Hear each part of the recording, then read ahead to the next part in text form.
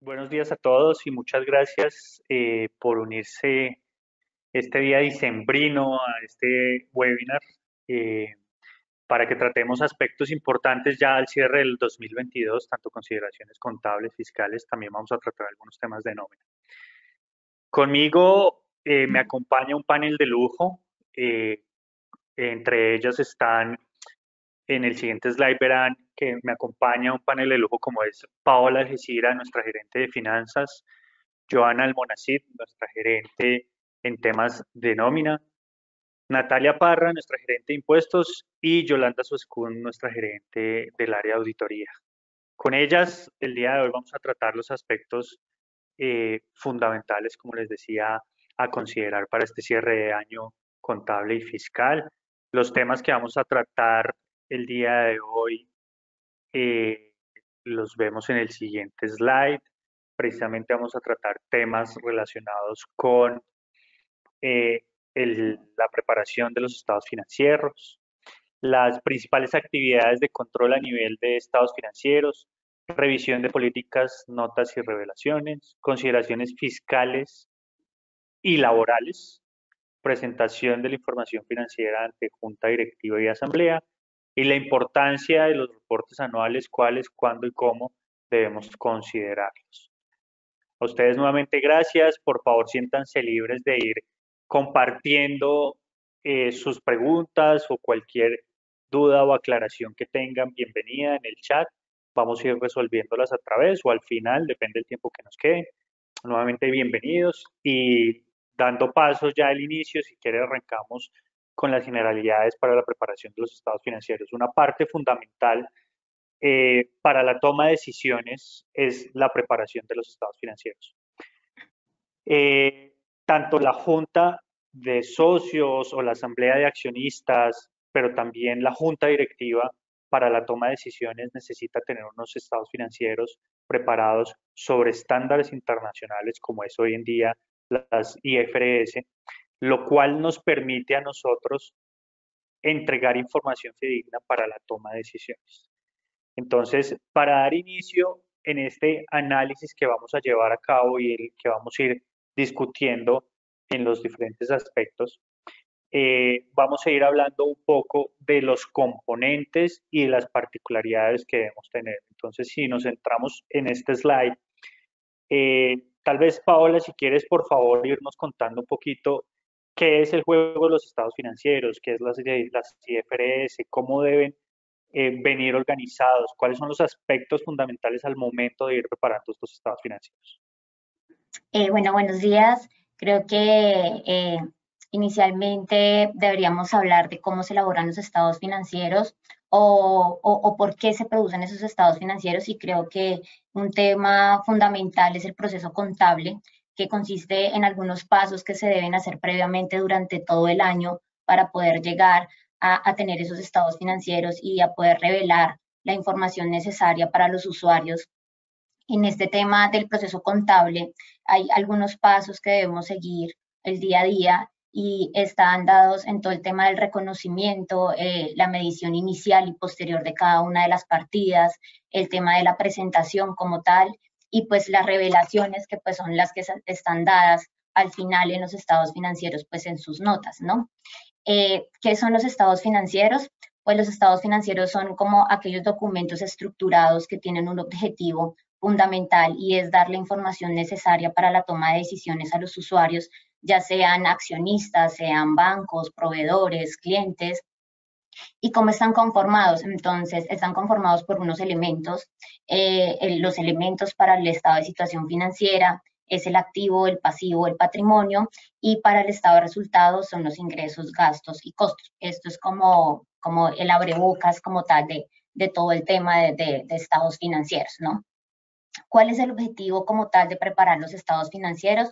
Pues como les comentaba, es suministrar información sobre la situación financiera de las compañías y su flujo de efectivo para la toma de las decisiones económicas. Creo que esta es la parte primordial y por eso, digamos, son tan importantes al cierre del año tener en cuenta todos sus elementos y componentes, pues para, digamos, dar una información que sea relevante y que sea fiel a todos los usuarios. ¿Cuáles son las características cualitativas de la información que se deben presentar en estos estados financieros? Estas características deben ser comprensibles como tal, los estados financieros, que los usuarios como tal puedan entender lo que se está, digamos, reflejando en ellos. Deben tener un tema de relevancia, debe contar con materialidad, confiabilidad, esencia sobre la forma, debe existir una prudencia ante las personas que están elaborando los estados financieros en cuanto a las incertidumbres que se puedan presentar, deben ser integrales como tal, deben ser comparables de un año al otro. Siempre vemos que tienen la comparabilidad entre el año anterior y el presente año. Deben tener un tema de oportunidad, deben ser presentados en las fechas establecidas con el fin de poder cumplir con esta característica y adicional tener pues un equilibrio entre el costo y el beneficio de los mismos. ¿Cuáles son como tal el juego completo de estados financieros? Bajo IFRS debe siempre incluir un estado de situación financiera, un estado de resultados y otros resultados integrales. En esta opción pueden ser separados o pueden ser en un solo estado, se pueden presentar. Debe tener un estado de cambios en el capital contable, que es el mismo estado de cambios en el patrimonio. Debe existir un estado de flujo de efectivo, las notas a los estados financieros, que son todas aquellas revelaciones que se hacen en cada una de las partidas. Adicional a esto, esos son como los 5, por decirlo así, el juego completo de los 5 estados financieros, se toma las notas como si fuera partecita de esos estados financieros y adicional, como les comentaba, deben ser pues comparativa la información para poder a lo largo del tiempo tener una tendencia del comportamiento de la compañía y pues del manejo de la administración en cuanto a los recursos. Y bueno, básicamente digamos, estos son como los 5 estados financieros, cada uno tiene sus características y debemos tener en cuenta también las entidades a qué grupo pertenecen con la finalidad de determinar cuáles son los estados que se deben presentar. Pau, y tal vez hay algo fundamental de lo que mencionabas y es la preparación de los estados financieros básicamente es el resultado de la operación del año. Pero para ello, uno de los aspectos fundamentales que se consideran son las notas a los estados financieros. Pero las notas no es solo un tema de revelación y de detalle de lo que se está presentando en los estados financieros, sino también parten de aquellas políticas contables que la compañía ya ha establecido para propósitos de definir cuáles son los estándares de reconocimiento de información financiera. Ustedes deben saber que cuando existió esa transición de las Colombian GAAP a las IFRS, pues existieron ese proceso de transición, valga la redundancia, para determinar cuáles eran aspectos fundamentales en la conversión. Pero además era necesario establecer políticas contables y manuales que permitieran establecer cuál era la mejor forma del reconocimiento con base de esas nuevas normas que se estaban incorporando en su momento. Lo cual hace, digamos, necesario y fundamental para las compañías que exista un manual de políticas contables, porque esa es la base del reconocimiento, no solo para propósitos de la presentación posterior de los estados financieros, sino las bases para propósitos de determinar y preparar las declaraciones de impuestos de las compañías. Entonces, dicho eso, Pau, cuéntanos un poco de esa importancia de esas notas y qué componen normalmente y cómo están detalladas las notas de los estados financieros. Claro que sí. Bueno, antes digamos, de comentarles un poco acerca de las notas, es importante que también los estados financieros como tal puedan informar el nombre de la entidad completo, puedan indicar si pertenecen como tal a una entidad individual o es un grupo empresarial. Creo que estos temas son importantes y en algunas ocasiones hemos evidenciado algunos estados financieros donde se da por obvia esa información y no se, digamos, no se revela o no se informa. Debe tener una fecha de cierre, una fecha de corte, determinar cuál es el periodo o el cual estamos comparando. Debe tener una moneda de presentación y un grado de redondeo, ¿no? Hay algunas compañías que lo presentan a miles, miles, hay otras compañías que prefieren presentar las cifras completas, prefieren presentarlo hasta con decimales, hemos visto en muchas ocasiones. Entonces, eso es una decisión que se debe tomar desde el inicio y que se debe como tal informar dentro de los estados financieros, pues para que esta información sea realmente, digamos, eficaz y eficiente al momento en que los usuarios de la información la están validando. De las notas de los estados financieros es fundamental identificar, como les comentaba, el nombre de la compañía, la actividad económica, todo lo que la compañía realiza como tal. Se debe presentar sí o sí el domicilio fiscal de la compañía. Se debe determinar cuál es, digamos, la norma a la cual está aplicando esos estados financieros, bajo qué normas se están realizando. Se debe realizar un resumen de las políticas contables, de las principales políticas contables. Más adelante vamos a ver algunas falencias que se pueden, digamos, revisar en estos estados financieros, y es principalmente que en ocasiones colocan toda la política contable de la compañía. Entonces, los estados financieros se vuelven un poco extensos y de pronto poco, no sé, como que no funcionan o son, digamos, bastante amplios para una persona que los esté leyendo. Entonces es importante determinar cuáles son como esas principales políticas o esas políticas las cuales tienen una mayor relevancia, una mayor importancia para que sean las presentadas en estos estados financieros. Ya después de las notas, básicamente es determinar en cada una de las partidas, de los elementos de los estados financieros, poder determinar se hizo la medición inicial, cómo se hizo la medición posterior, determinar algunos aspectos claves de cada una de las partidas, como el flujo de efectivo, como cuentas por cobrar, inventarios, y dar como un detalle de cada una de ellas, pues para poder determinar cuáles fueron las transacciones más importantes de los entes. Gracias, Pablo. Y tal vez ahí sí, seguramente es esa evaluación, digamos, depende de la industria y depende del sector que se está trabajando. Habría que evaluar y considerar los aspectos que incluso ya vamos a ir mirando con cada una de las particularidades que componen los estados financieros.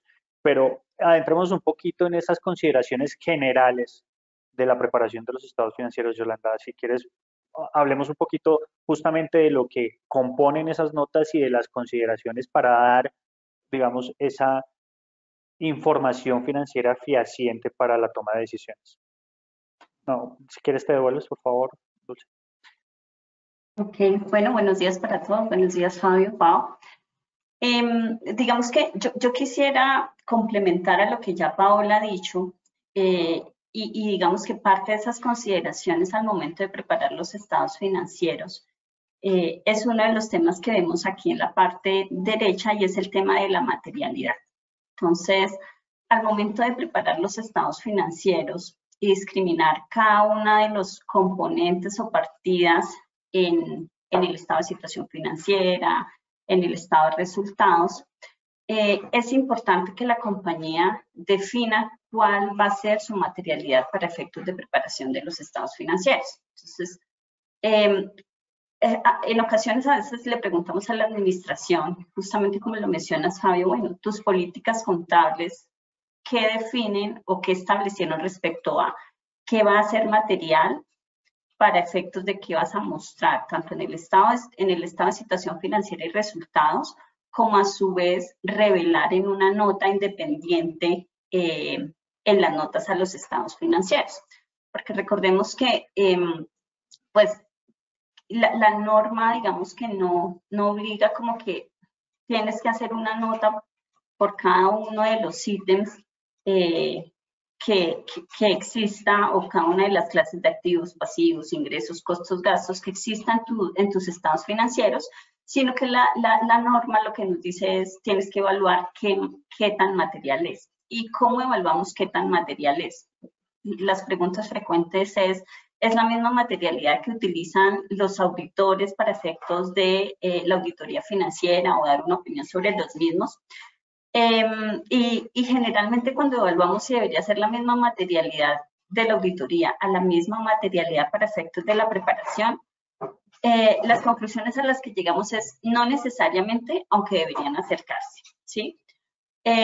porque la materialidad para efectos de la preparación de los estados financieros es qué hechos, qué transacciones, qué saldos pueden llegar a afectar las decisiones de los usuarios de los estados financieros. Entonces, primero la administración tiene que preguntarse qué situación o qué hecho puede ser relevante para la toma de decisiones. Antes de la adopción de IFRS, Fabio, recordemos que incluso en el decreto 2649, las compañías sí tenían una guía mucho más clara de revelarán en las notas todos los componentes de activos, pasivos, ingresos, etcétera, que superen en promedio el 5% que representen el 5% del saldo total de activos, pasivos, ingresos, costos o gastos. Aquí la norma nos envía a evaluar un poco más el juicio profesional, a que la administración también aplique ese juicio profesional en la preparación de los mismos. Digamos que para complementar un poquito lo que Paola estaba mencionando, recordemos que este juego de estados financieros efectivamente son los mínimos para compañías de grupo 1 y grupo 2, que son, digamos, las del grupo 2, la mayor parte de las compañías que tenemos en Colombia. Muy pocas compañías son grupo 3 y para estas sí efectivamente van a necesitar únicamente el estado de situación financiera, el estado de resultados y las notas a los estados financieros. Las notas a los estados financieros son claves, son relevantes. Yo no sé si a ustedes les ha pasado que a veces les preguntamos a las compañías, por favor, compárteme los estados financieros del año anterior, cuando la administración a veces nos contrata para hacer análisis o trabajos, por ejemplo, los due diligence, y algunas compañías suministran únicamente un balance tal cual el sistema contable que utilizan lo genera de su sistema, o un balance resumido y en las notas pegan a 4 dígitos o a 6 dígitos cada uno de los componentes de las agrupaciones de los activos, pasivos, ingresos, costos o gastos. Entonces, digamos que en la aplicación de las NIF, parte de cumplir con la aplicación y de manifestar que se cumple explícitamente todas las normas, es que cumplamos con las notas y que cumplamos con las revelaciones que cada uno de las normas o componentes que tengamos nos piden que tenemos que revelar. Entonces, pues si yo tengo instrumentos financieros básicos, carteras, cuentas por pagar, efectivo, pues ¿qué me dicen a mí las normas asociadas a esas transacciones que debo revelar? ¿Listo? Otro tema relevante que mencionaba Pau, y es cada año las compañías deberían evaluar, y muy pocas lo hacen en nuestra experiencia, si siguen perteneciendo al mismo grupo de aplicación del marco contable, ¿sí?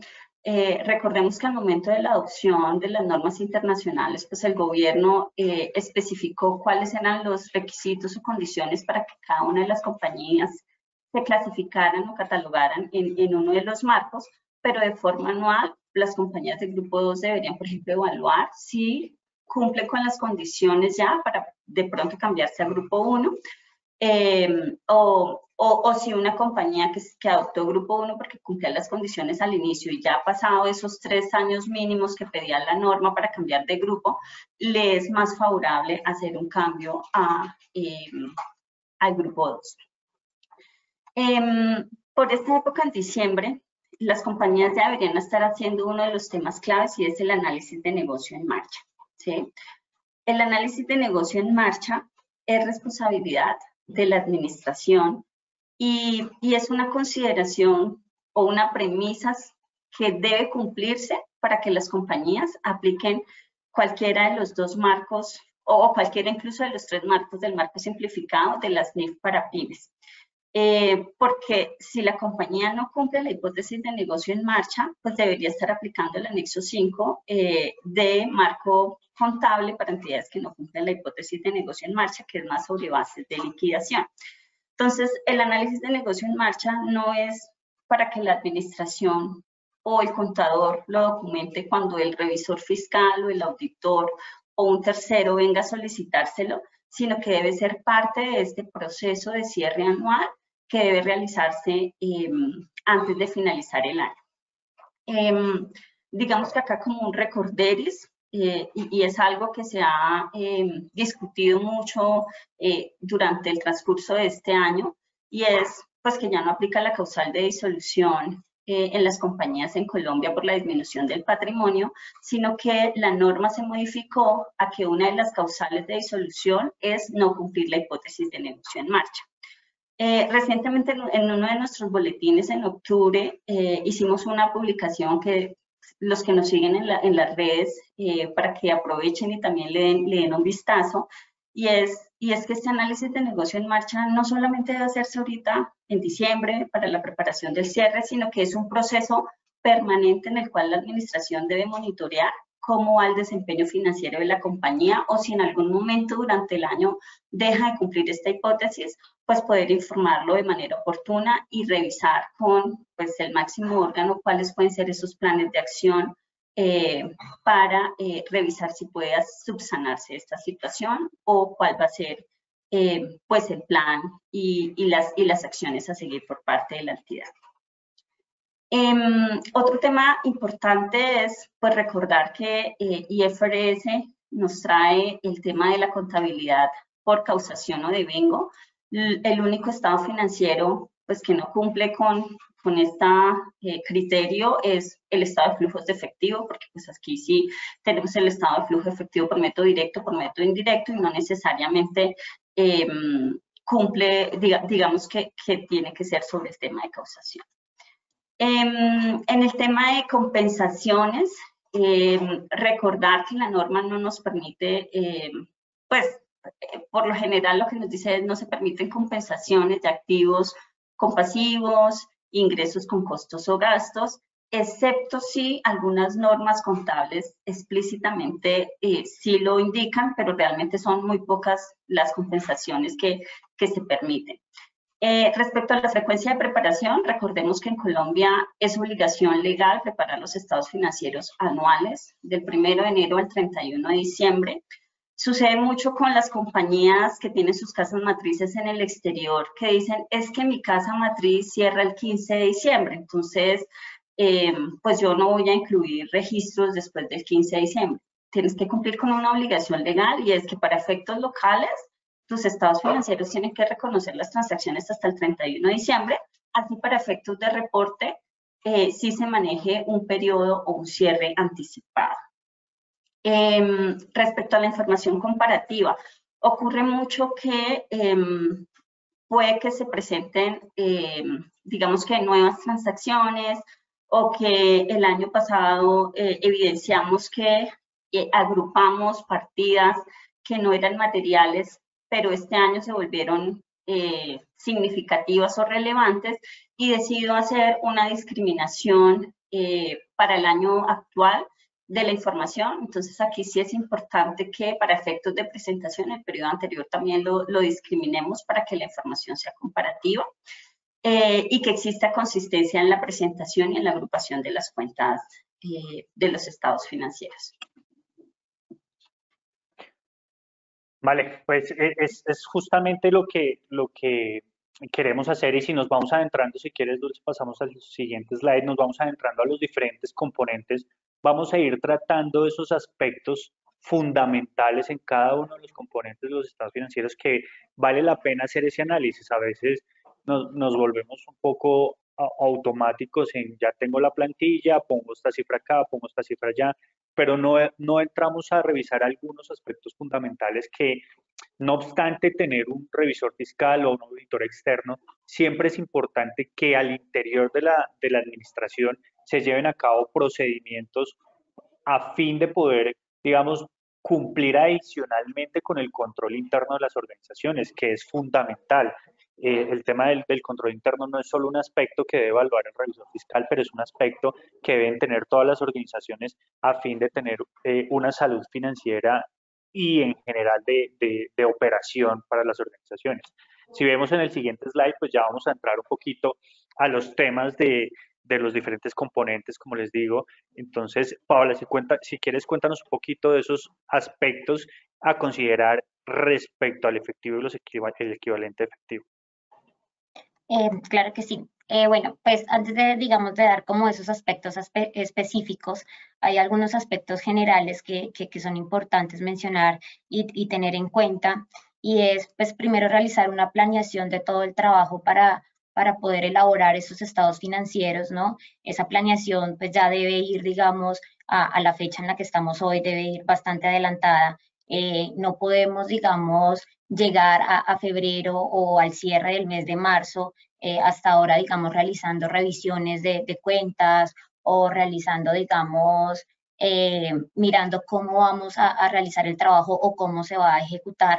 Ese, digamos, ese proceso es como el proceso inicial y ya debería, digamos, tener todo el plan de acción que se va a realizar, verificar la normativa, que era lo que les comentábamos, realizar una circularización de bancos, proveedores y clientes. Creo que este punto para las compañías que tienen revisoría fiscal, los revisores fiscales, digamos, se encargan de hacer esta circularización. Sin embargo, también es importante para todas aquellas compañías que no tienen revisoría fiscal que los realicen, que puedan pedir esos estados de cuenta y validar, digamos, las cifras que se tienen al cierre del año. Realizar un cruce entre la información que está en los diferentes módulos del sistema contable versus la realidad de la compañía, ¿no? Y pues todo esto dependerá del tipo de sistema de software que tengan y reflejar, digamos, si tuvo algún tipo de impacto para allá. Bueno, digamos, más se daba para los años anteriores, sin embargo, es importante también determinar si para el año 2022 podemos llegar todavía a tener algún tipo de impacto por todo el tema del COVID-19.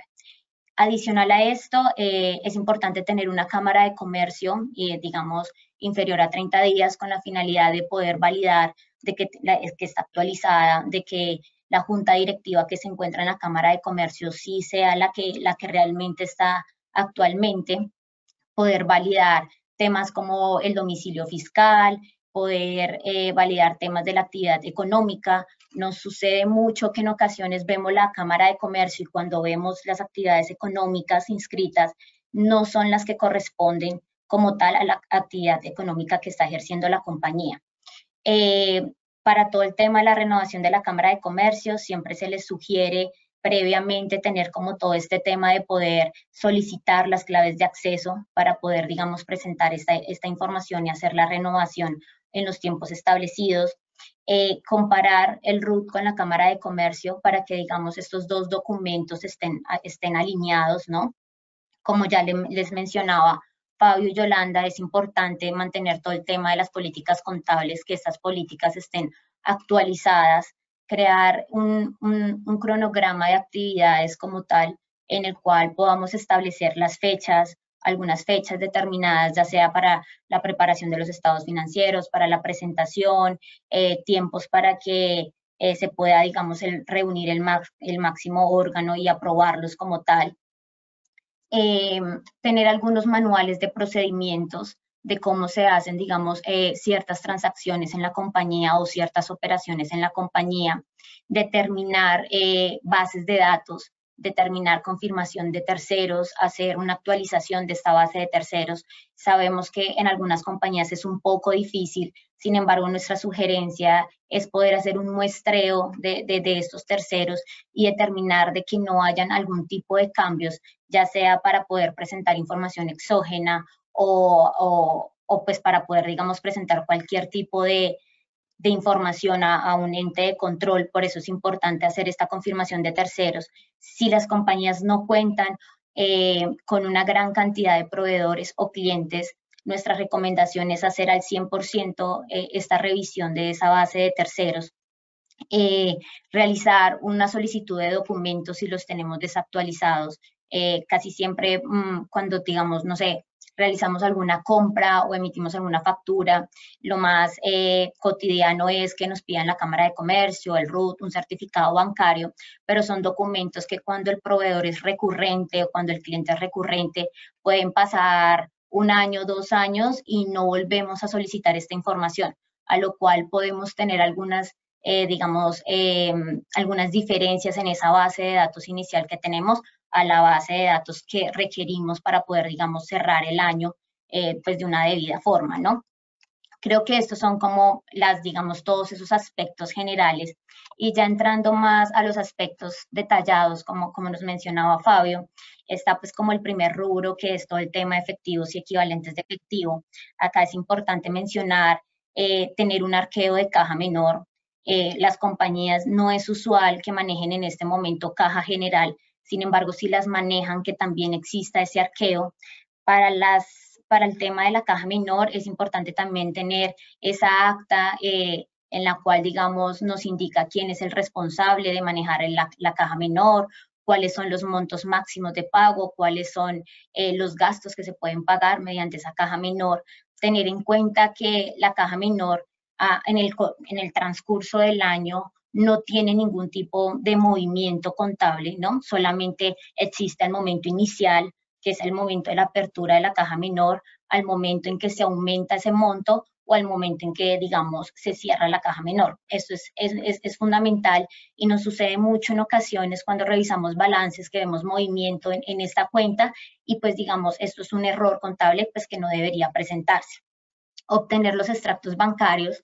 Hay compañías que cierran sus estados financieros o cierran sus saldos en bancos con movimiento, pero no obtienen ese extracto final bancario y se presentan diferencias, se pueden presentar diferencias, digamos, al cierre del año, ¿no?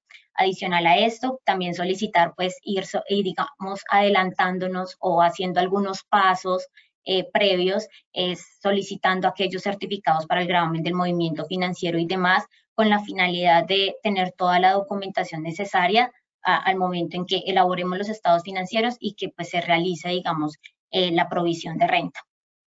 Adicional a esto, mirar también si tenemos en este efectivo y equivalentes de efectivo tal vez bancos de moneda extranjera, la cual debemos actualizar esas tasas de cambio, ¿no? Tener todas las conciliaciones bancarias para las compañías que tienen revisoría fiscal. Es muy común que nos soliciten esas conciliaciones bancarias firmadas y demás, y tener presente de no dejar partidas conciliatorias al cierre del año. Creo que esta parte es fundamental. Vemos que en algunas compañías, cuando vemos esas conciliaciones bancarias, tenemos bastantes partidas y para el cierre del año no debería suceder. El banco, el extracto bancario versus el saldo que queda contable debería ser exacto y no debería tener ningún tipo de diferencia. De acuerdo. Si quieres, Yolanda, adentrémonos un poquito a esos aspectos en temas de deudores e inventarios que cobran relevancia respecto a esa toma física y a esos aspectos que a veces dicen solo cuando tenga revisor fiscal es que lo llevo a cabo, pero realmente, como lo decía, ese tema del control interno es fundamental. Ok. Fabio, antes de entrarme en inventarios, quisiera hacer una pequeña anotación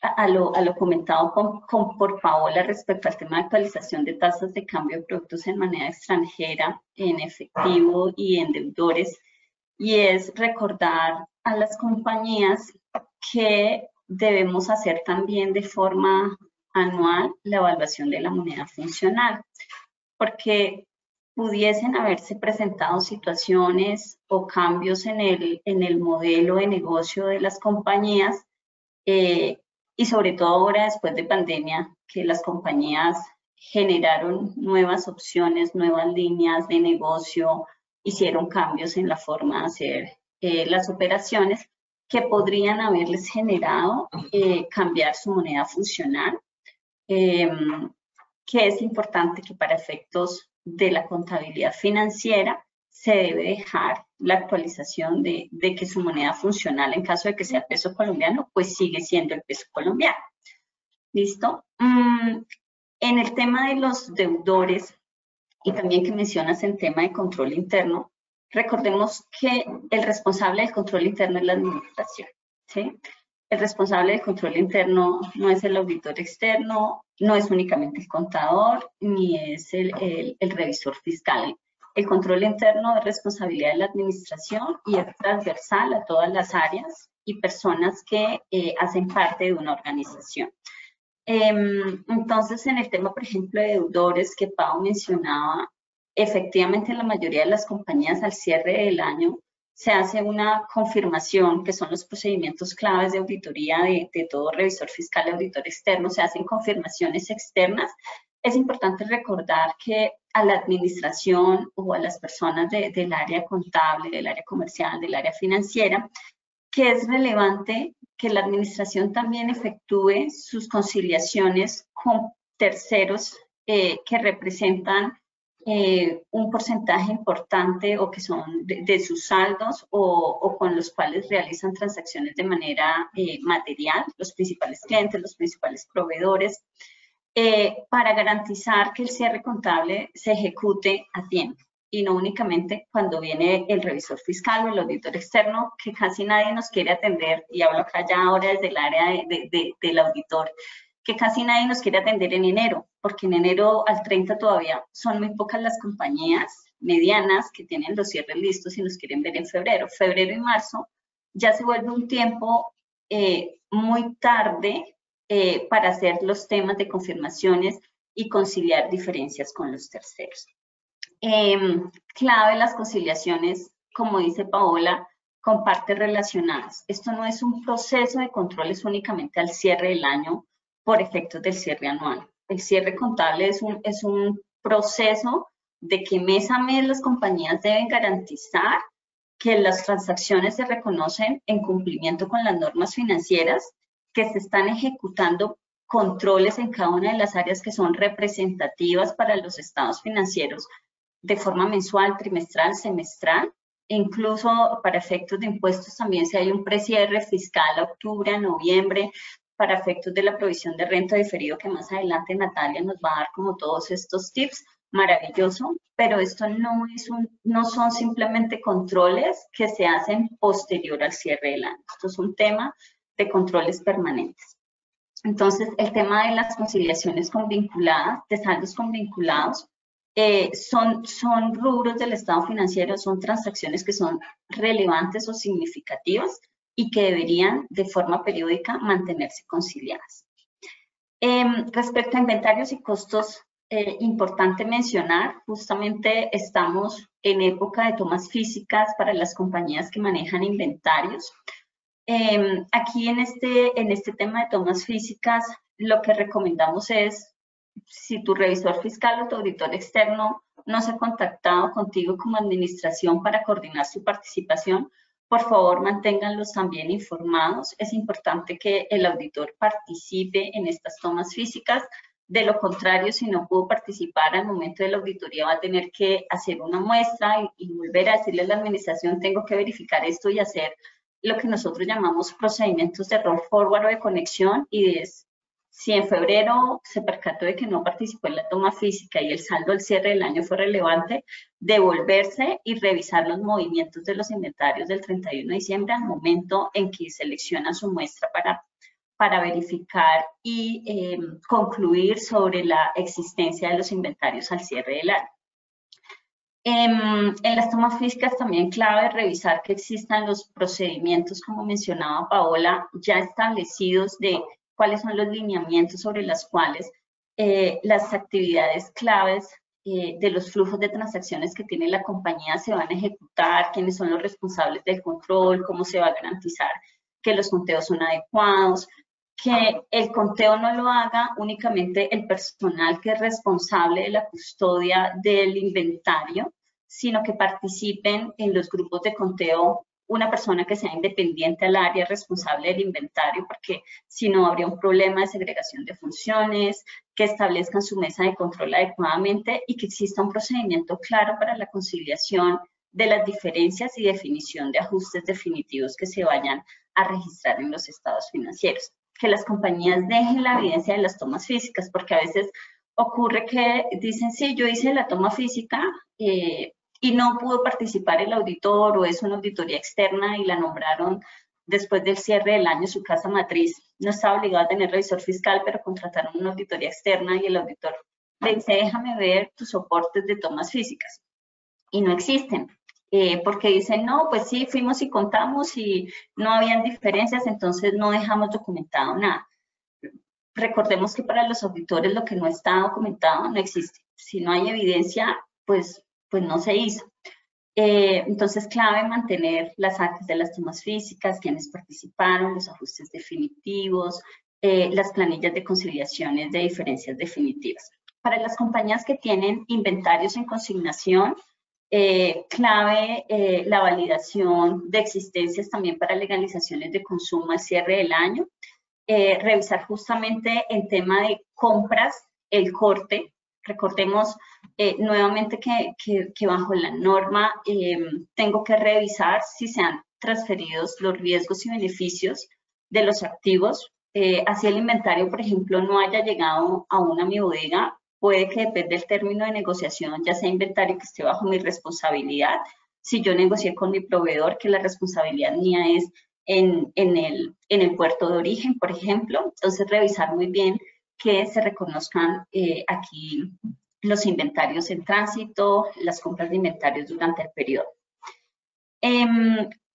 Temas claves acá y es para efectos de contabilidad de gestión, la mayoría de las compañías antes siempre dejaban al cierre del año su estado de costos como parte de su control, de revisión, porque ocurre que a veces llega el revisor fiscal o el auditor y va a revisar el movimiento de inventarios y no le cruzan una compañía comercializadora de saldo inicial de inventario de mercancías más las compras del periodo menos el inventario final igual al costo de ventas, porque terminan registrándose allá partidas que tal vez no debían ir, que debían ser de pronto gastos y se llevaron al costo. Entonces, revisar este movimiento como parte del cierre contable también es importante para garantizar que las partidas se reclasificaron correctamente, que no se pusieron partidas de más dentro del costo del inventario, dentro del costo de ventas. Y el valor neto de realización y revisión de la obsolescencia, realmente en todas las partidas de los activos es súper relevante revisar al cierre del año el cumplimiento de las condiciones de deterioro u obsolescencia. En el caso específico del inventario, pues digamos que como parte de esa toma física también se aprovecha y se verifica si los productos están vencidos, están obsoletos, están dañados para poder separarlos y darlos de baja. Y el valor neto de realización, que son muy pocas las compañías que los hacen, ¿no? Recordemos que no es que sea un tema opcional, el valor neto de realización es una revisión obligatoria que deben hacer las compañías al cierre del año. De acuerdo. Si seguimos al otro slide, pues ya nos adentramos en otros componentes de los estados financieros. Uno de los rubros importantes también dentro de los estados financieros es la propiedad, planta y equipo. Muchas compañías cuentan con este rubro en sus estados financieros, el cual usualmente es material, cuando hablábamos de la materialidad, y normalmente dicen las compañías, pues no tengo inventarios, pues no hago tomas físicas, pero nos encontramos dentro de eso que muchas de las compañías tienen activos y no los controlan de la mejor manera, no los tienen etiquetados, se pierde el tema del control interno justamente de lo que hemos venido hablando. Por lo cual es importante considerar esos aspectos que si quieres, Pau, por favor, cuéntanos en detalle esos aspectos relacionados con temas de propiedad, planta y equipo. Bueno, pues creo que para el tema de activos fijos de las compañías es importante validar todo el tema de aquellos activos que están en construcción o aquellos equipos que están en construcción y validar que si ya se completó esa construcción o no y si ya están activados, ¿no?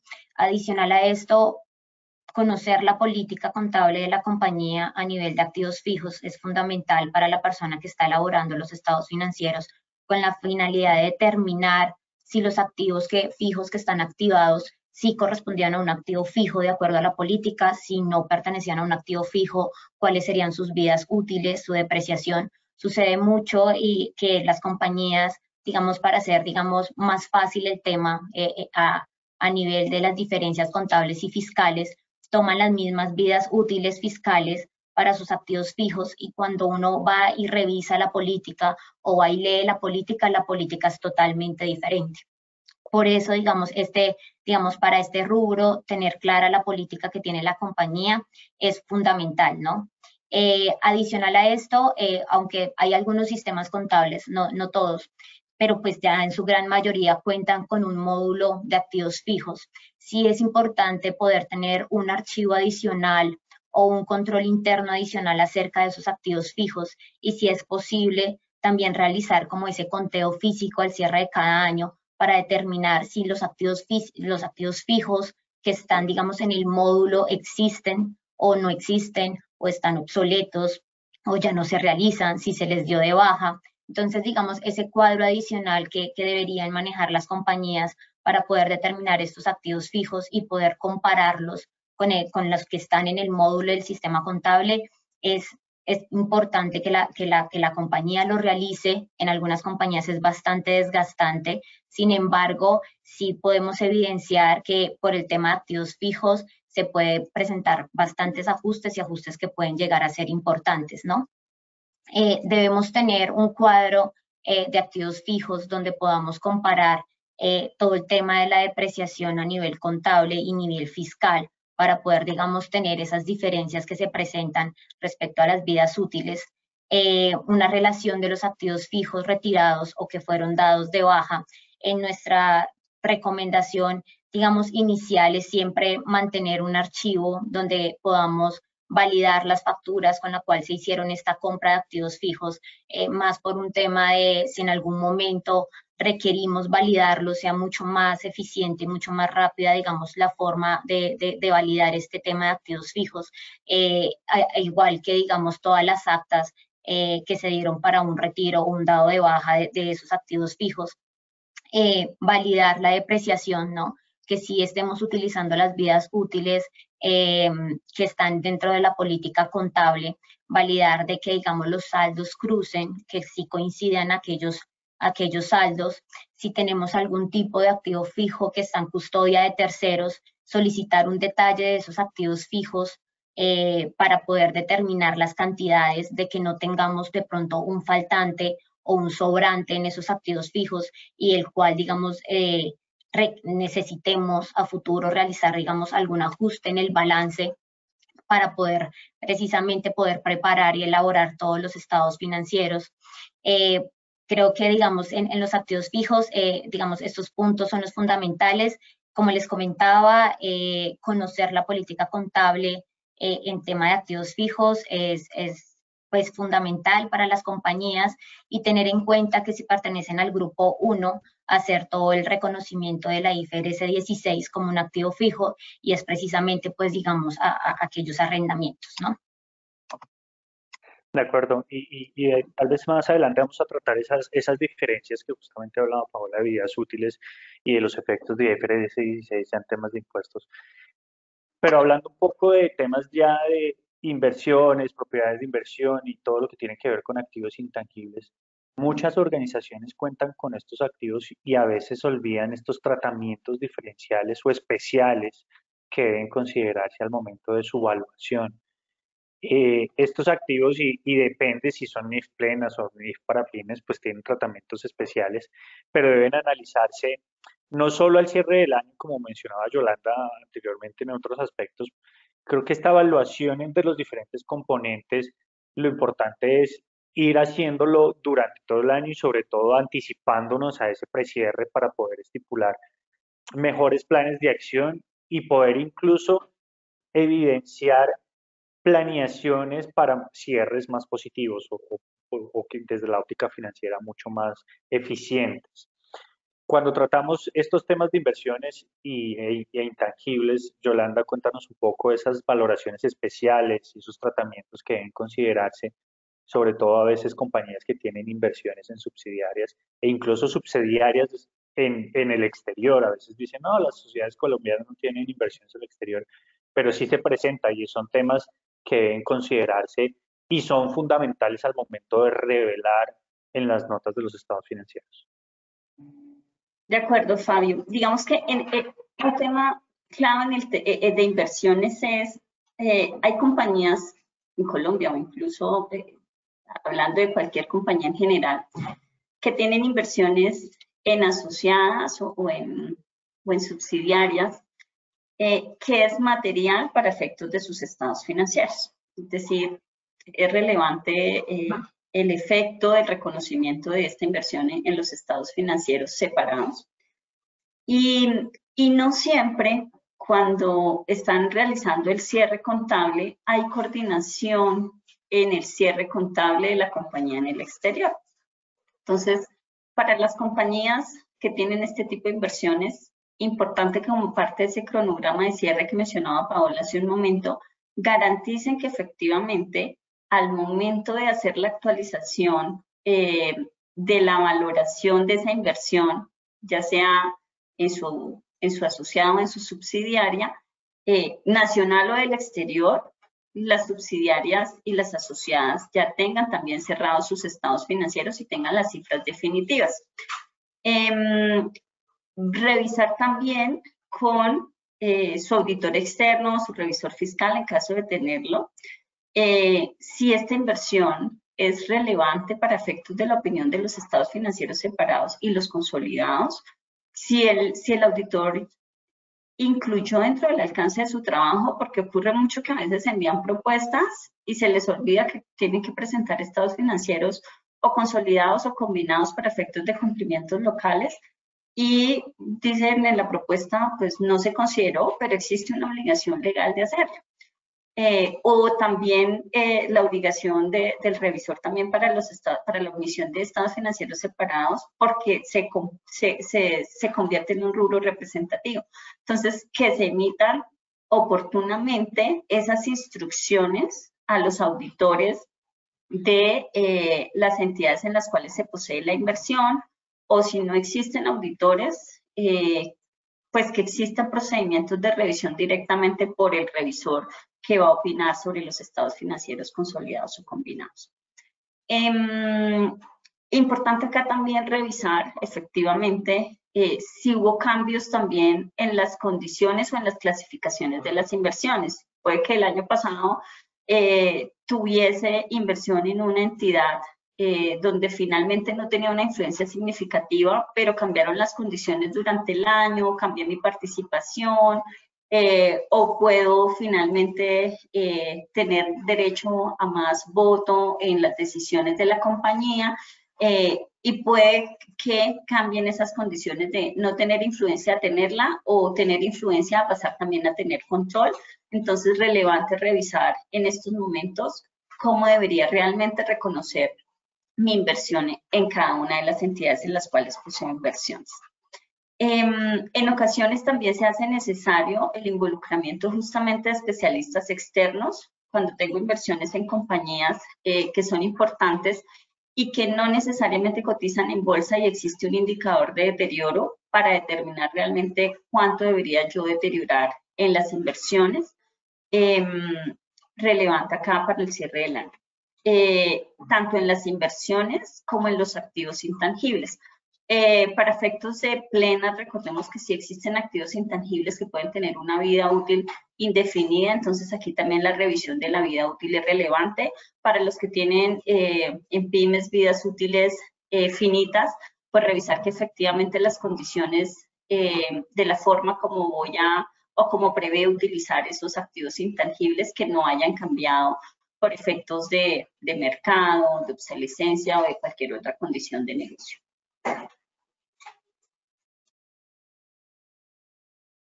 De acuerdo. Si ya nos adentramos, pasemos a uno de los rubros que normalmente las compañías piensan, pues es simplemente una provisión, es simplemente algo que va ahí. En el siguiente slide vamos a tratar los aspectos relevantes en los estados financieros cuando se trata de impuestos. Impuestos no es solo la provisión de renta. La provisión de renta o incluso muchas de las cosas que las organizaciones olvidan, que es el impuesto diferido. Pero lo fundamental que todo eso tiene atrás, temas de incluso una planeación de precierre fiscal para fines de hacerlo más eficiente desde la óptica tributaria, evitando que los gastos sean no deducibles, recuperando temas de saldos a favor, haciendo un análisis de los saldos y conciliación de los saldos de las cuentas, de las diferentes cuentas que tienen que componer el balance en temas de impuestos, activos y pasivos, a fin de hacer lo más eficiente posible el precierre fiscal, pero también una revelación adecuada de estas notas a los estados financieros. Natalia, cuéntanos un poco esos aspectos fundamentales que debemos tratar y que debemos considerar al momento de estos precierres para fines de hacer esa cifra y esas cifras en los diferentes componentes de activos y pasivos, los impuestos de la manera más razonable posible. Claro, gracias Fabio. Buenos días. Para revisar el tema de impuestos, hemos escogido temas que consideramos son los más relevantes al momento de empezar a hacer un precierre o una revisión pre-cierre de estados financieros. Inicialmente consideramos que la solicitud y revisión de los estados de cuenta con las autoridades fiscales son de los temas más relevantes. Esto debido a que normalmente nosotros consideramos que vamos haciendo las cosas bien durante el año, entonces consideramos que no hay, digamos, puntos importantes o temas que debemos hacer un análisis de profundidad. Pero luego hemos tenido experiencias con clientes donde pasaron años y van y luego van a solicitar un estado de cuenta y se dieron cuenta que hace 3 años le quedaron mal unos intereses y la declaración de retención en la fuente quedó ineficaz. Para que ninguna de esas cosas no suceda, la idea es solicitar estados de cuenta de forma periódica en el cual yo pueda, con la administración tributaria, hacer un seguimiento a todas esas obligaciones fiscales que estén al día, que estén ok, que estén perfectos. En la página de la DIAN, normalmente uno encuentra en el MUISCA, en la parte izquierda, unas obligaciones. Ya lo hemos visto con la administración tributaria y ella menciona que ese no es un estado de cuenta. En general, eso es una herramienta que tiene el contribuyente para hacer un seguimiento a los distintos impuestos. Entonces, uno pudiera ingresar por esa parte, revisa a ver si tiene, siempre revisen, importante lo que diga, saldos en exceso. Porque si hay excesos normalmente es o porque pagó de pronto intereses de más, entonces pagué 2.000, 3.000 pesos, cosas así, uno diría, bueno, pero si hay montos altos, quiere decir de pronto que liquidé mal, pagué mal y que el cheque no se hizo entre la declaración tributaria y el recibo de pago.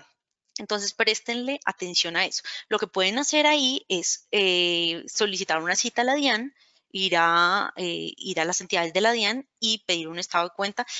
No obstante, cuando uno va a la DIAN, también pueden decirle que solo tienen esas obligaciones y que tendrían que luego pedir otra cita para ver si hay un análisis a profundidad de cada obligación.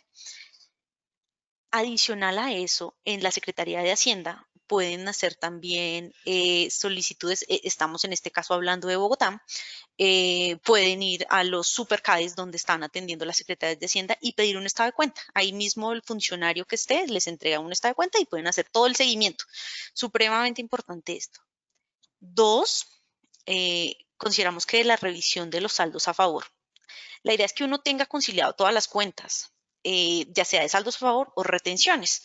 Entonces, que uno sepa que al cierre, si tengo 100 pesos en esa cuenta, en marzo debo tener 100 pesos en retenciones que me estén certificando. O 2, que el saldo a favor que yo tengo esté soportado con las declaraciones de impuestos en el renglón que dice saldo a favor. Eso debería ser lo óptimo, pero hemos visto que hay compañías en las cuales no se ha generado el control eficiente de esas cuentas, por lo que el saldo a favor que se tiene ahí no corresponde a esa declaración o no se arrastró en debida forma, o las retenciones no las tienen depuradas y entonces un cliente practica una retención, pero no sabemos de qué es porque no me da la tarifa, pero no se hace el seguimiento adecuado. Es importante que se revise esto porque la compañía puede perder retenciones si no se imputan en el momento correcto. Es decir, si sobre este año 2022 yo hice una factura de venta y me retuvieron, yo debería solicitar los estados de cuenta. Normalmente el certificado, normalmente el certificado debieran entregarlo al cliente a más tardar en marzo. Es importante hacerle seguimiento a esto, porque en la declaración de renta yo ya voy a incluir lo que tengo certificado. ¿Y qué pasa? hemos visto que la DIAN está haciendo fiscalizaciones porque ellos, claro, toman el 1001 de todos, entonces, digamos, hacen un filtro por NID de cliente y ahí debiera estar todas las retenciones del año versus lo que la persona está tomando, la empresa jurídica, la persona jurídica está tomando en el renglón de retenciones. Eso debiera ser igual. Si no es igual, entonces uno dice, a mí me practicó retención, pero no me dio el certificado. No tengo cómo demostrarle a la DIAN en una posible fiscalización que efectivamente sí me retuvo. Anteriormente hablábamos de que si no me metían el certificado, yo podía generar, digamos, como una evidencia a la administración tributaria con la factura de venta. No obstante, los funcionarios de la DIAN no han acogido muy bien que ese sea un soporte válido. Entonces, en una posible fiscalización, si yo no tengo el soporte del certificado de retención, me podrían cuestionar y me podrían rechazar estos valores. Entonces, importante, uno, tener conciliadas las cuentas de retención en la fuente de lo que me voy a incluir, y dos, los saldos a favor. Ahora, este año el Consejo de Estado sacó en septiembre una sentencia que mencionaba que por efecto de la ley antitrámites yo puedo arrastrar los saldos a favor de declaraciones donde no me afecte el impuesto a cargo. Es decir, yo me di cuenta que en el año 2019 no arrastré el saldo a favor y no lo pedí en devolución y se pasó los 2 años. En ese orden de ideas, si solo cambia ese concepto de saldo a favor a imputarlo en el año 2020, yo podría acogerme a la ley antitrámites y podría arrastrarlo y no perderlo. Porque recordemos que las compañías tienen hasta 2 años para solicitar el saldo a favor. Si ustedes no desean solicitar el saldo a favor, lo pueden imputar. Ahora, si ustedes presentan un caso como el que les acabo de hablar, que no lo imputaron y lo que mencionó el Consejo de Estado es que la ley antitrámites no, digamos que no se ve limitada por el tema de firmeza, 3 años, o el tema del artículo 588 o 589, que es el tiempo que tiene el contribuyente para corregir sus declaraciones. Entonces, si yo ya veo que tengo un saldo a favor de años anteriores y no lo pude ni solicitar en devolución, sino que ya dije, bueno, ya pasó el término, ni lo arrastré porque ya las otras declaraciones estaban en firme, lo que pueden hacer es contactarnos, nosotros les podemos ayudar para validar qué procedimiento podemos hacer y que esos saldos a favor no se pierdan. Ese en el 2. Tercero es la verificación y conciliación de los certificados, bueno, lo que ya habíamos mencionado, y ahora el tema grueso, la provisión de renta. Entonces, primero, ya Paola y Yolanda nos hablaron de todo el tema de medición y todo el tema que se tiene que tener en cuenta para la contabilidad y sus estados financieros. Recordemos que la base de los impuestos son la contabilidad. Entonces, hay un tema de que mi contabilidad es mi base, pero yo tengo que entrar a hacer unas revisiones puntuales de las cifras porque no todo va a ser igual. Entonces, yo debo entrar a hacer revisiones. Uno, de estimaciones que efectivamente en impuestos no se puedan tomar o partidas que taxativamente la ley dice no puedes tomar.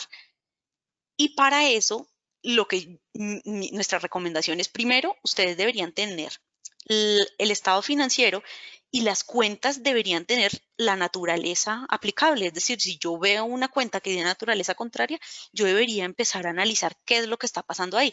De pronto hay un tema de una provisión, hay un tema de una diferencia en cambio negativa, hay errores contables.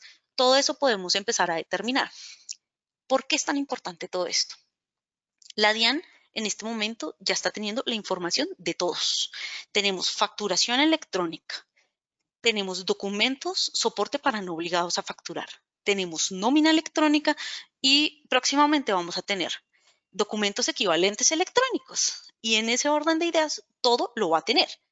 En un momento la DIAN que les llegue a hacer una fiscalización, si tienen, no sé, un gasto, una cuenta de un gasto de honorarios, la DIAN va a hacer su revisión y entonces va a decir, bueno, por Pepito tuvo 5 facturas, ahí debería tener la contabilidad en el costo del gasto, 5 facturas de ese tercero.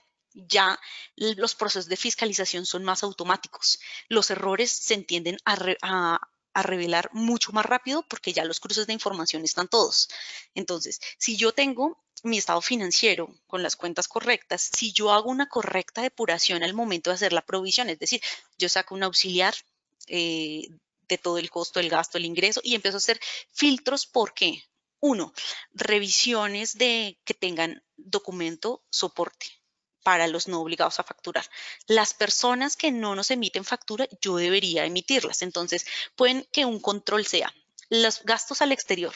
Los gastos al exterior, entonces son estos proveedores que me emiten factura no están obligados a facturar electrónicamente. Entonces, apenas yo recepciono la factura, veo que cumple con todos los requisitos, está mi nombre, emito el documento. 1. 2, reviso que tenga facturación electrónica, si está obligado a emitir facturación electrónica con todos los requisitos que tiene la facturación electrónica. 2, reviso que los gastos laborales estén soportados con nómina electrónica. Importantísimo, hagan una conciliación. Entonces, tomen todo lo que está en el gasto y en el costo por tema laboral y hagan la conciliación con todo el reporte que hicieron de nómina electrónica. Recordemos que nómina electrónica este año ya fue full, entonces deberíamos tener todo. Ahí también la DIAN va a hacer cruces de información, la UGPP también va a hacer cruces de información sobre qué componente se liquidó o qué no se liquidó, los parafiscales y seguridad social. O sea, todo ese cruce ya deberíamos empezar a hacerlo.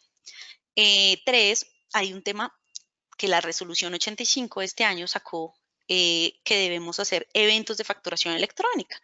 Entonces, para las facturas que recibamos a crédito o con plazo de pago, debemos emitir eventos de facturación electrónica. Entonces, ¿qué quiere decir? Yo tengo que hacer solo 2 eventos. Tengo que hacer el acuse recibido de la factura y 2, la aceptación de la mercancía o servicios. ¿Qué podemos hacer en ese caso? Lo que yo les puedo aconsejar es saquen un auxiliar, una revisión de todos esos eventos y empiezan a hacer muestreos aleatorios. Entonces revisen que las facturas, no sé, servicios prestados por personas, el tema de honorarios u otro tipo de servicios que estén en el costo del gasto estén desde el 13 de julio debieron empezar a aplicarlo. Entonces ustedes empiezan a hacer la revisión y ahí empiezan a encontrar si efectivamente puedo tomarlo como deducible o si efectivamente se me olvidó, lo voy a empezar a hacer. Entonces, previo a la presentación de la declaración de renta debiéramos ya haber tenido todos esos acuses de recibidos desde el 13 de julio a la fecha. Y también los documentos electrónicos para obligados a no facturar debieron empezarse a transmitir desde el 1 de agosto a la fecha. Entonces, todos esos serían temas importantes que debieran empezar a revisar. Ahora, la revisión de tasas aplicables, tenemos 35% de tasa nominal para el impuesto de renta para el siguiente año. La reforma tributaria no lo cambió para el tema de personas jurídicas. Hay un tema de sobretasas para entidades financieras y hidrocarburos, pero en general 35. Eso ahí lo tenemos que tener en cuenta también para el tema más adelante que vamos a ver de impuesto de renta por impuesto diferido. El tema de depuración de partidas contables versus partidas fiscales. Recordemos que hay un tema que en la declaración de renta yo debo presentar primero la conciliación. La conciliación donde yo le muestro a la administración tributaria, 1, las cifras contables y 2, las cifras fiscales y ellos van a ver qué ajustes empecé a aplicar. Entonces, recuerden siempre revisar las políticas de la compañía. Que si la compañía dice que lleva sus activos fijos a 6 años, 5 años, entonces yo debería estar en la misma tónica, en la misma ley. Ahora, hay tasas que digamos que si la compañía dice que voy a depreciar todos mis activos fijos de cómputo y comunicación a 2 años, pues ahí tampoco. Entonces ahí ya hay un tema de una diferencia entre una partida y otra. Entonces, importante tener eso en cuenta. Ahora, el tema de la determinación. Fabio, no sé si tú quisieras de pronto hacer alguna intervención respecto a la provisión de renta. Sí, digamos que lo hablábamos y bien lo explicas, y es considerar cada uno de los rubros de los estados financieros y evaluar su deducibilidad. Sobre todo, también hacer ese análisis de esos gastos que eventualmente puedan no estar soportados, cómo pudieran ustedes llegar a mitigar la deducibilidad, porque si no vienen con factura electrónica, pues la respuesta pues va a ser muy difícil. Pero si es que tienen algunos temas, recuerden también el tema del documento soporte electrónico que deben realizar cuando son los no obligados a facturar. Entonces, el tema de revisar muy bien las partidas es algo fundamental para propósitos de hacerlo. La provisión no es solo un tema que deba ser incluido al cierre del año, pero también es un tema que debe ser evaluado durante todo el año, como lo hemos venido hablando. Son aspectos que deben considerarse y tal vez un registro al menos trimestral o semestral da una luz de cómo va la compañía y eso permite, por supuesto, tomar acciones y medidas. Algo tal vez que mencionabas justamente de los aspectos, Natalia, de lo que ha dicho la DIAN y el Consejo de Estado y tal vez mencionar que si bien aún no ha sido eh, firmada la ley de la reforma tributaria por el presidente, pues se vienen algunos aspectos fundamentales respecto a sanciones, reducciones de sanciones en caso de que tengan algunas declaraciones, sobre todo por lo que decías de retenciones en la fuente que puedan estar ineficaces, pues poder utilizar esos beneficios que trae la reforma tributaria en reducción de sanciones. Se espera que hoy al final del día ya se tenga eh, la ley definitiva, que ya haya sido sancionada por la presidencia y por lo tanto poder aplicar esas normas de procedimiento de manera inmediata. Eso sobre los aspectos y tal vez ya el tema del impuesto diferido, que si quieres explicarlo, que va muy alineado tal vez con la provisión de renta, pero que deben considerar que anteriormente pues se calculaba el impuesto diferido bajo el método del gasto o el PIG, pero hoy en día bajo las normas de estados de FRS, pues la forma de calcularlo es por el método del pasivo. Entonces, si quieres explicar un poquito de eso, Natalia, y la importancia del reconocimiento. Ok. Respecto al impuesto, bueno, antes de ingresar al impuesto diferido, todo el tema de documento electrónico con el cual la administración tributaria nos está fiscalizando es tan relevante para que lo tengan tan presente que ya llegan correos automáticos de la DIAN donde te dicen no me cruzó sus ingresos de IVA con renta.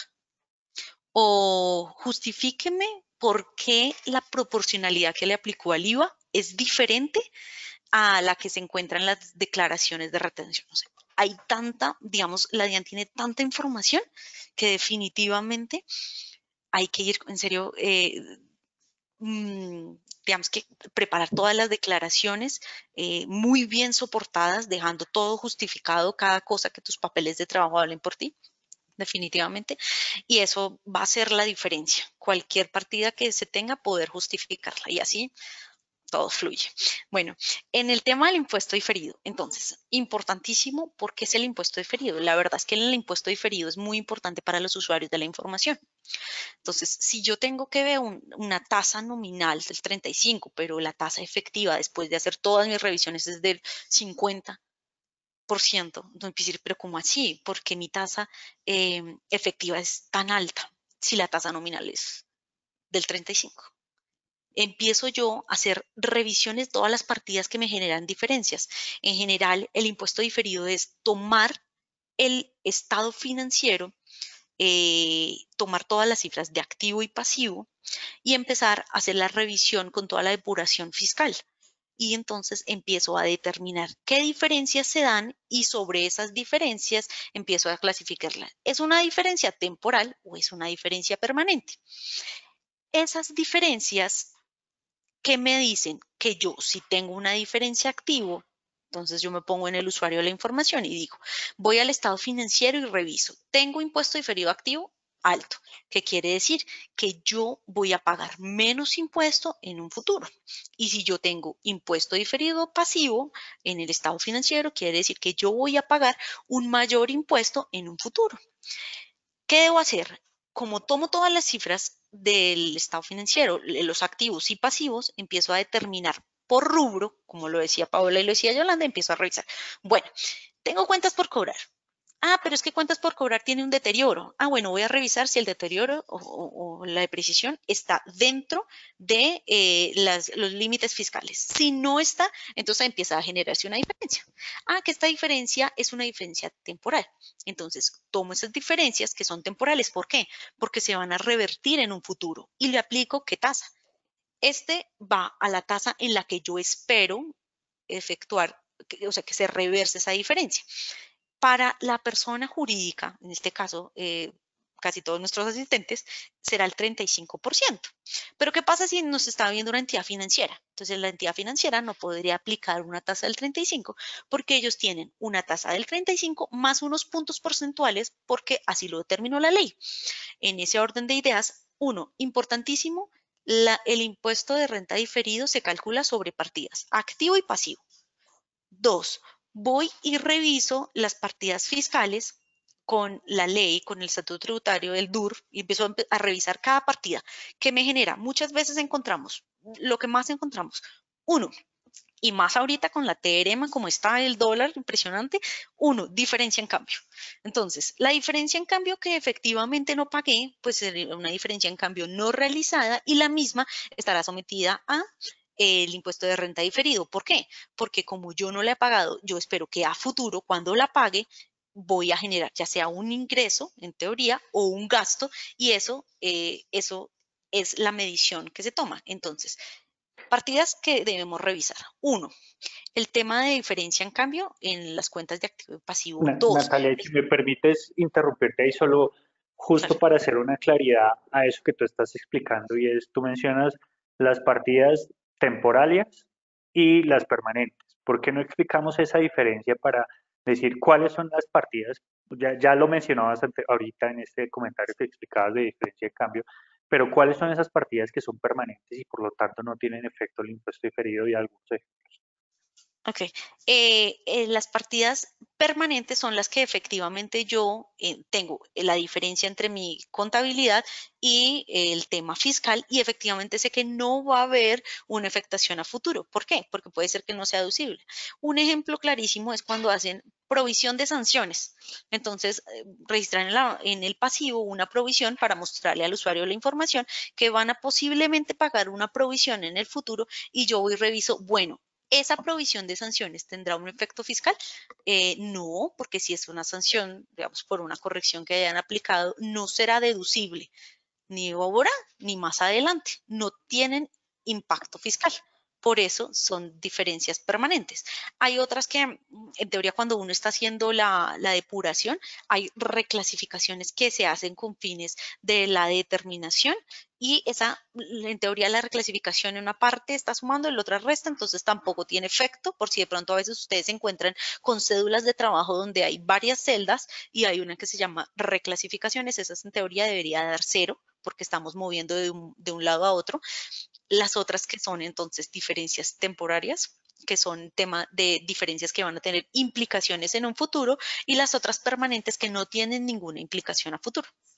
Entonces yo lo resumiría y lo concluiría es importante considerar diferencias temporales y permanentes. Permanentes son aquellas que en principio no tienen afectación en el impuesto ni presente ni futuro, o más bien en el presente sí, pero en el futuro no. Pueden ser todas esas partidas que son no deducibles, el 50% del ICA, del GMF, perdón, esos gastos no deducibles que definitivamente no tienen soporte son no deducibles y por lo tanto, si bien pueden tener un pasivo o un activo relacionado, esas no van a tener afectaciones hacia futuro, pero las temporarias son todas aquellas partidas que generan diferencia entre lo contable y la fiscal y que a futuro van a generar un impacto, ya sea de deducibilidad o de reconocimiento del ingreso y por lo tanto un mayor o menor impuesto.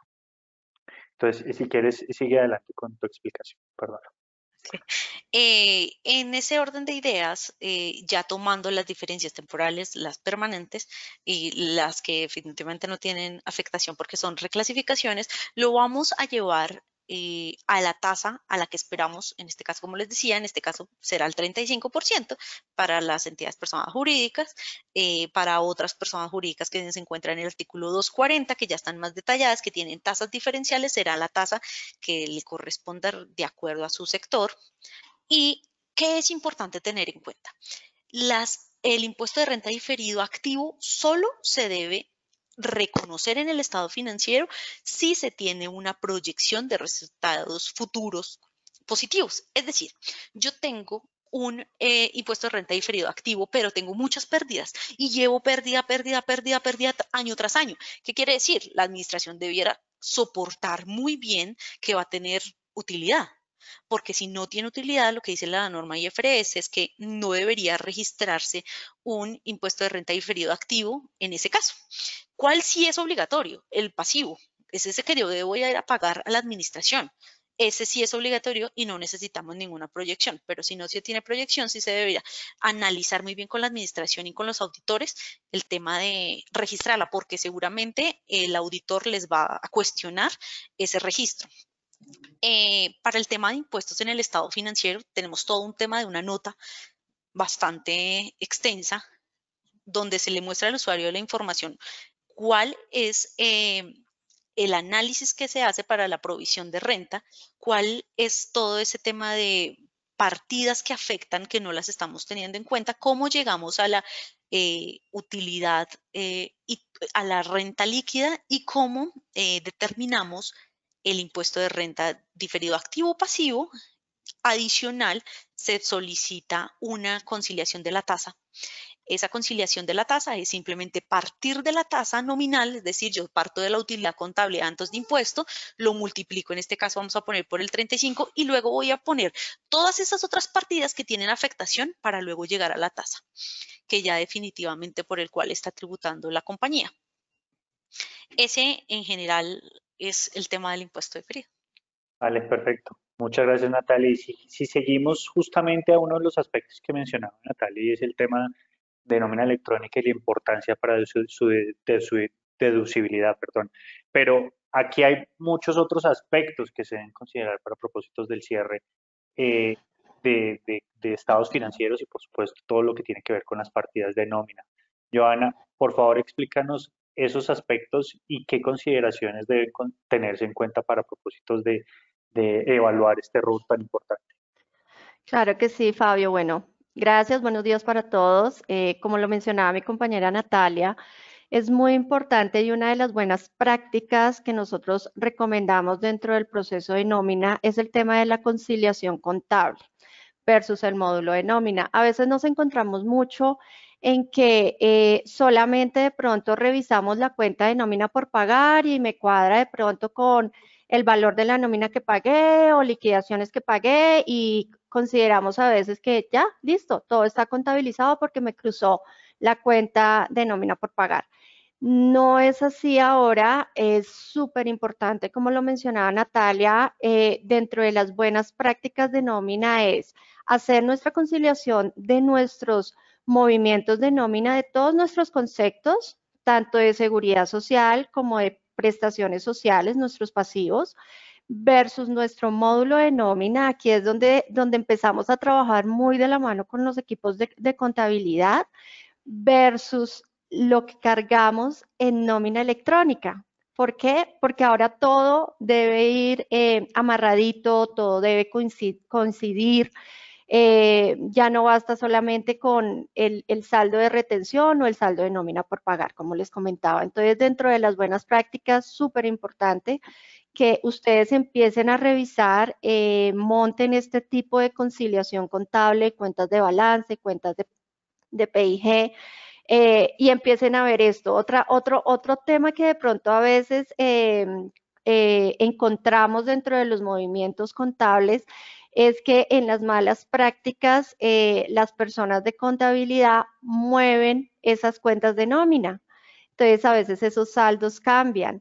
O también podemos encontrar que por contabilidad de pronto la empresa quiso otorgarle un beneficio al empleado, entonces lo pagaron directamente por contabilidad y tesorería, pero pues no se vio ese impacto en nómina. Entonces recordemos que todo ingreso para el empleado debe pasar por nómina, es grabado. Esto puede también tener una implicación en seguridad social por afectación de la ley 1393. Entonces, muy importante que se trabaje de la mano con el equipo de contabilidad y muy importante que ustedes empiecen a generar esta práctica de manera mensual. Si no se ha hecho este año, bueno, es la oportunidad de hacer este cierre y empezar a montar esa conciliación.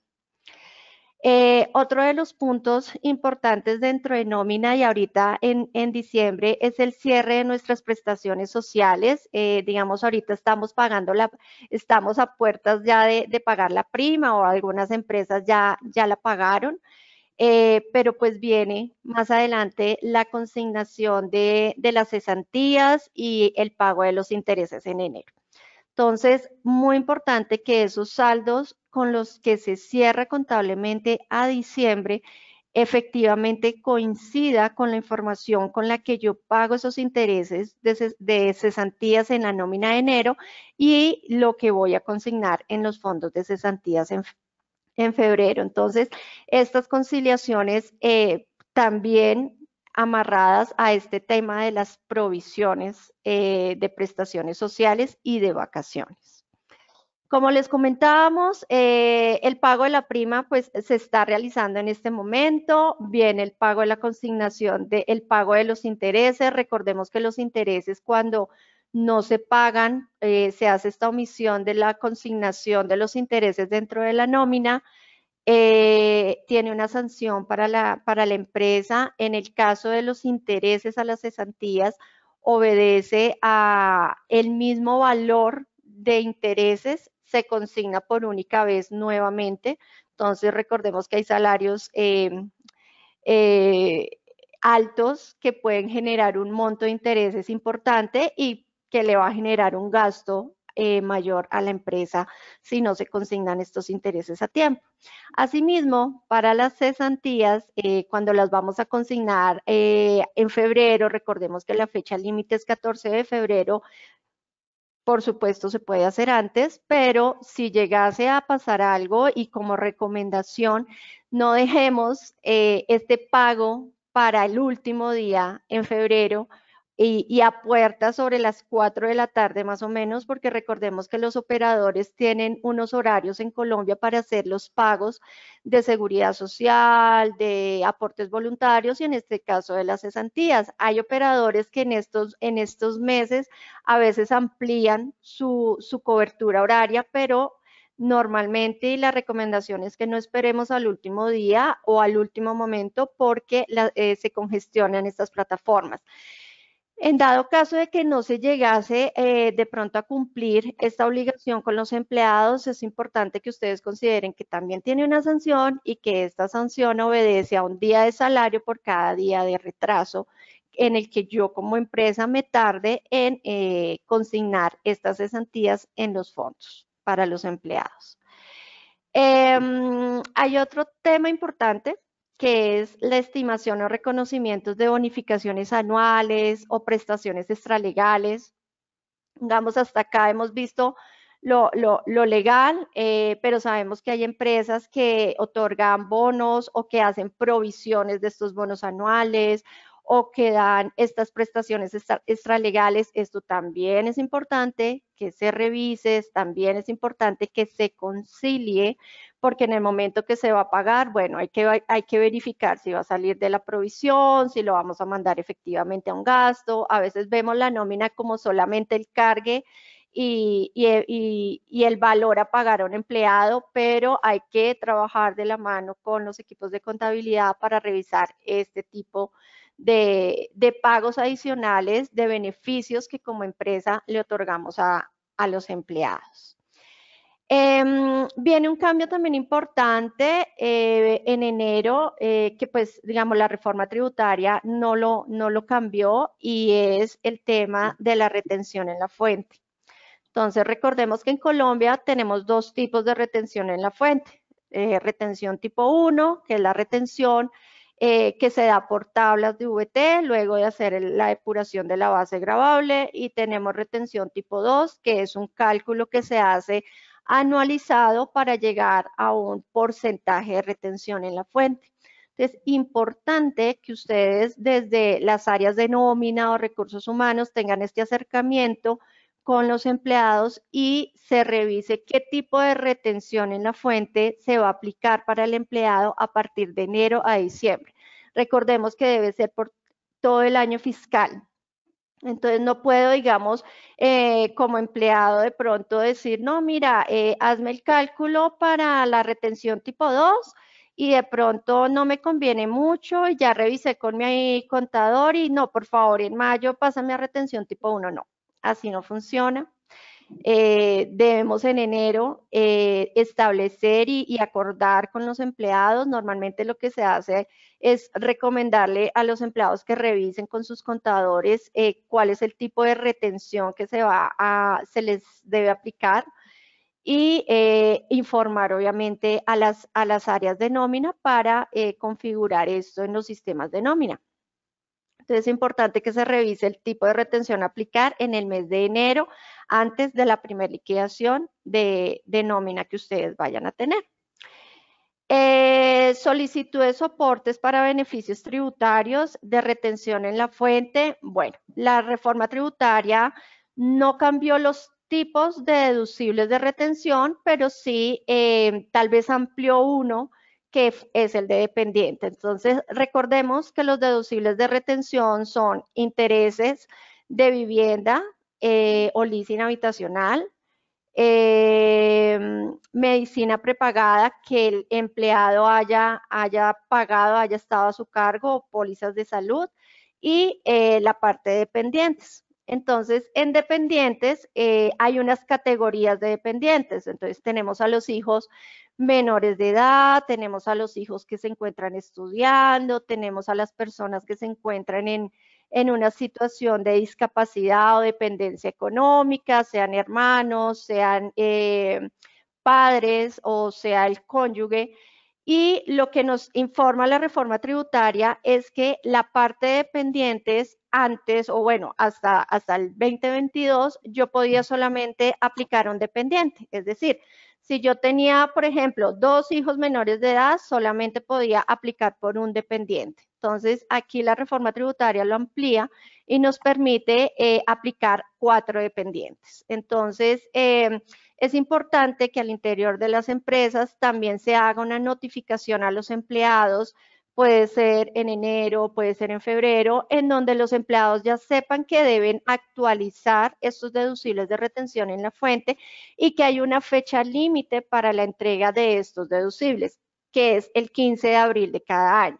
Entonces, ¿esto qué quiere decir? Que los deducibles en los cuales yo entregué en el 2022 tienen una vigencia hasta el 15 de abril de 2023 y que en ese momento, en el mes de abril, es cuando yo como empleado debo estar alerta para entregar estos deducibles, pero importante que las compañías también levanten estas alertas a sus empleados, porque uno como empleado a veces no está como muy pendiente de que, yo entregué el dependiente de mi hijo y entregué el registro civil, entonces ya automáticamente todos los años me lo van a hacer. No, es importante que estos documentos se renueven cada año. Entonces, para que trabajen las empresas con sus empleados en este punto. Digamos que aquí también nace algo y es, bueno, entonces si yo no entrego mis deducibles en abril, entonces yo ya no los puedo volver a presentar. Sí, claro, los puedes presentar en mayo, los pueden presentar en junio como empleados, pero pues en el momento que se entregan los deducibles es en el momento que empiezan a aplicar dentro del proceso de depuración de retención en la fuente para empleados.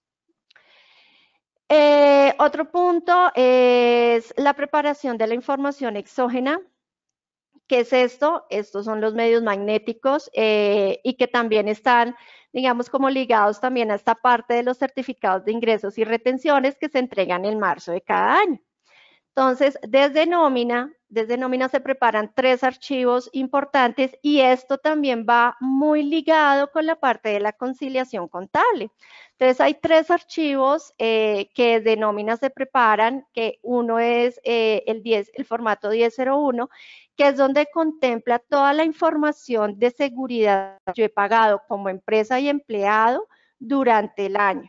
Entonces, ¿por qué es importante? Porque yo debo verificar, por ejemplo, que ese gasto de seguridad social por entidad, en salud, pensión, caja, cena, todo me coincida también con contabilidad, porque en el momento de reportar, entonces esto tiene un impacto. Entonces, súper importante que la conciliación se haga mensual, por eso nuestra recomendación desde el comienzo. Entonces, este es el primer formato que desde nómina se prepara. Hay un segundo formato que es el 1009, que son las cuentas pendientes por pagar a nuestros empleados, en donde normalmente se reporta vacaciones, se reporta cesantía, se reporta intereses. Entonces, por eso la importancia del punto que mencionábamos de que al cierre de diciembre este tipo de prestaciones deben quedar completamente validadas, cerradas, conciliadas con contabilidad y que efectivamente desde nómina se haga el ejercicio de verificar salarios, de verificar variables para que los valores nos coincidan.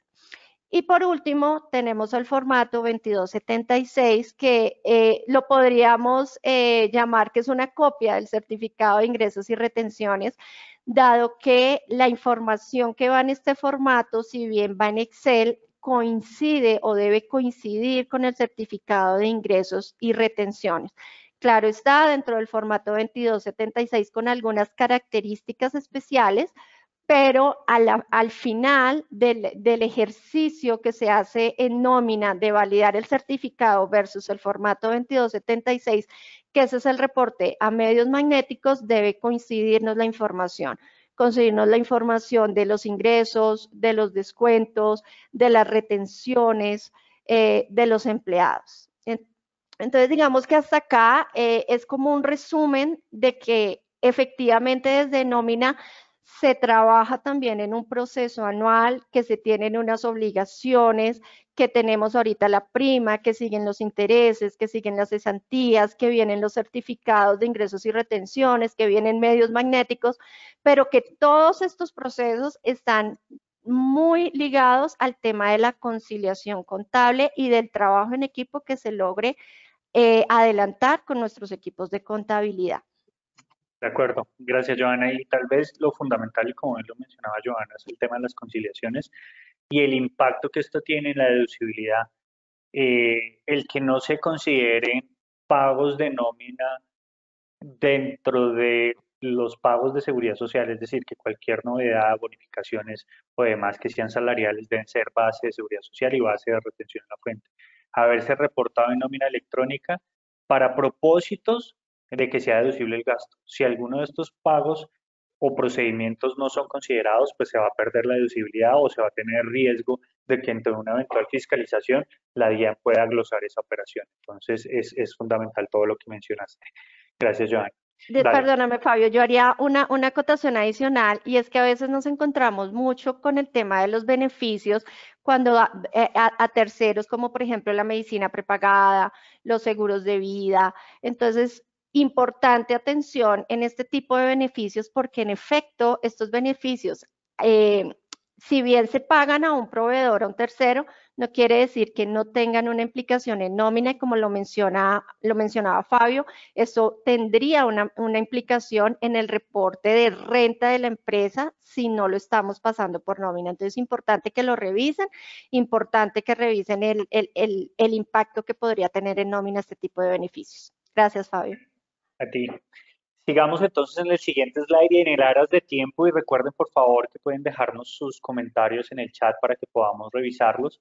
Vamos a ir un poquito más rápido y me voy a tomar este slide para que lo discutamos un poco más rápido. Proveedores y cuentas por pagar, pasivos estimados y patrimonio, que es todo el tema de pasivo y patrimonio. Básicamente ustedes deben considerar el tema de las revisiones de pasivos, todos los beneficios que tienen, las conciliaciones que hemos venido hablando. Son importantes recibir las facturas y soportar, recuérdense todo el tema de provisiones. Y para propósitos fiscales, recuerden que para que sea una provisión real para propósitos fiscales, no es necesario que exista una factura, pero sí que el servicio se haya provisto y que sea de monto y fecha cierta, es decir, que en efecto sepa el valor real y que tenga fecha cierta de obligación de pago, para que también podamos tener eso, revisar todo el tema de antigüedades, tasas de cambio y todo lo que generan diferencias en cambio relacionado con esto. En temas de patrimonio, por supuesto, todo lo que tiene que ver con las actas y juntas de socios es importante que siempre estén firmadas. Normalmente las compañías olvidan hacer esas asambleas al cierre de cada año en la aprobación de los estados financieros y ante una eventual revisión de la superintendencia o de Cámara de Comercio es necesario que se tengan estas documentaciones listas y firmadas por quien tienen que ser para propósitos de cumplir con los requisitos legales y de control interno que tanto hemos venido hablando. Pasémonos al siguiente slide, por favor, y me voy a saltar para en aras del tiempo. En el siguiente slide, pues ya vemos otros asuntos de interés y aquí ya en temas de patrimonio, de PIG, ingresos, costos y gastos, Dulce, porfa, en el siguiente. Vemos entonces, si quieres, hablemos un poquito, Paola, en temas y les voy a pedir que hablemos 2 minutos en este slide para seguir avanzando. Temas de ingresos, gastos y otros asuntos relevantes. Dulce, porfa, no se mueve el slide. Bueno, pues mientras pasan el slide, bueno, en temas de ingresos creo que es importante verificar que se hayan reconocido contablemente todos los ingresos de acuerdo a los contratos establecidos con clientes, comprobar los consecutivos de facturación de ingresos. Anteriormente también teníamos que validar que la resolución de facturación estuviera vigente. Ya en este momento, por todo el tema de validación ante la DIAN, al momento en que estaba incidido esta resolución, pues ellos digamos, la DIAN te rechaza la factura y te dice, digamos, el porqué del rechazo de la factura, verificar que se hayan reconocido correctamente los descuentos sobre estas ventas y comprobar que las ventas que, digamos, correspondan a plazos se reconozcan con los intereses que den lugar. Creo que, digamos, en temas de ingresos es como lo más importante a determinar. En temas de costos, que está muy ligado pues, con el tema de los gastos, es verificar que se hayan distribuido correctamente esos costos indirectos, que se esté utilizando la técnica de costeo adecuada.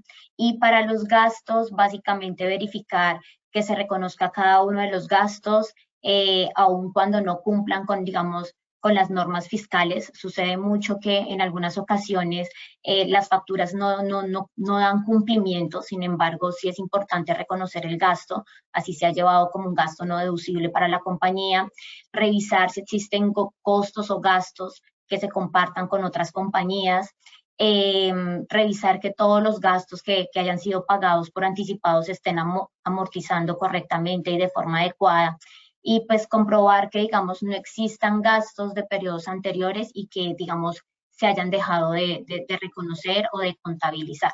No sé, Yolanda. Tal vez ahí yo lo que diría, y tal vez si quieres muy rápido, Yolanda, explicar esos otros asuntos importantes, ajustes manuales y todo el tema de las transacciones inusuales que son fundamentales siempre evaluar. Ok, digamos que yo sí quisiera hacer un énfasis en los ingresos. Recordemos que los ingresos efectivamente se asumen para el auditor como riesgos significativos, pues a menos que la operación de la compañía sea muy sencilla. Es importante que la compañía documente y haga su evaluación propia de si al cierre del año efectivamente el corte de los ingresos fue adecuado. Un tema claro y relevante también para las compañías del grupo 2 y es el tema de la revisión también del tema de prestación de servicios. Revisar el avance o el estado de los proyectos.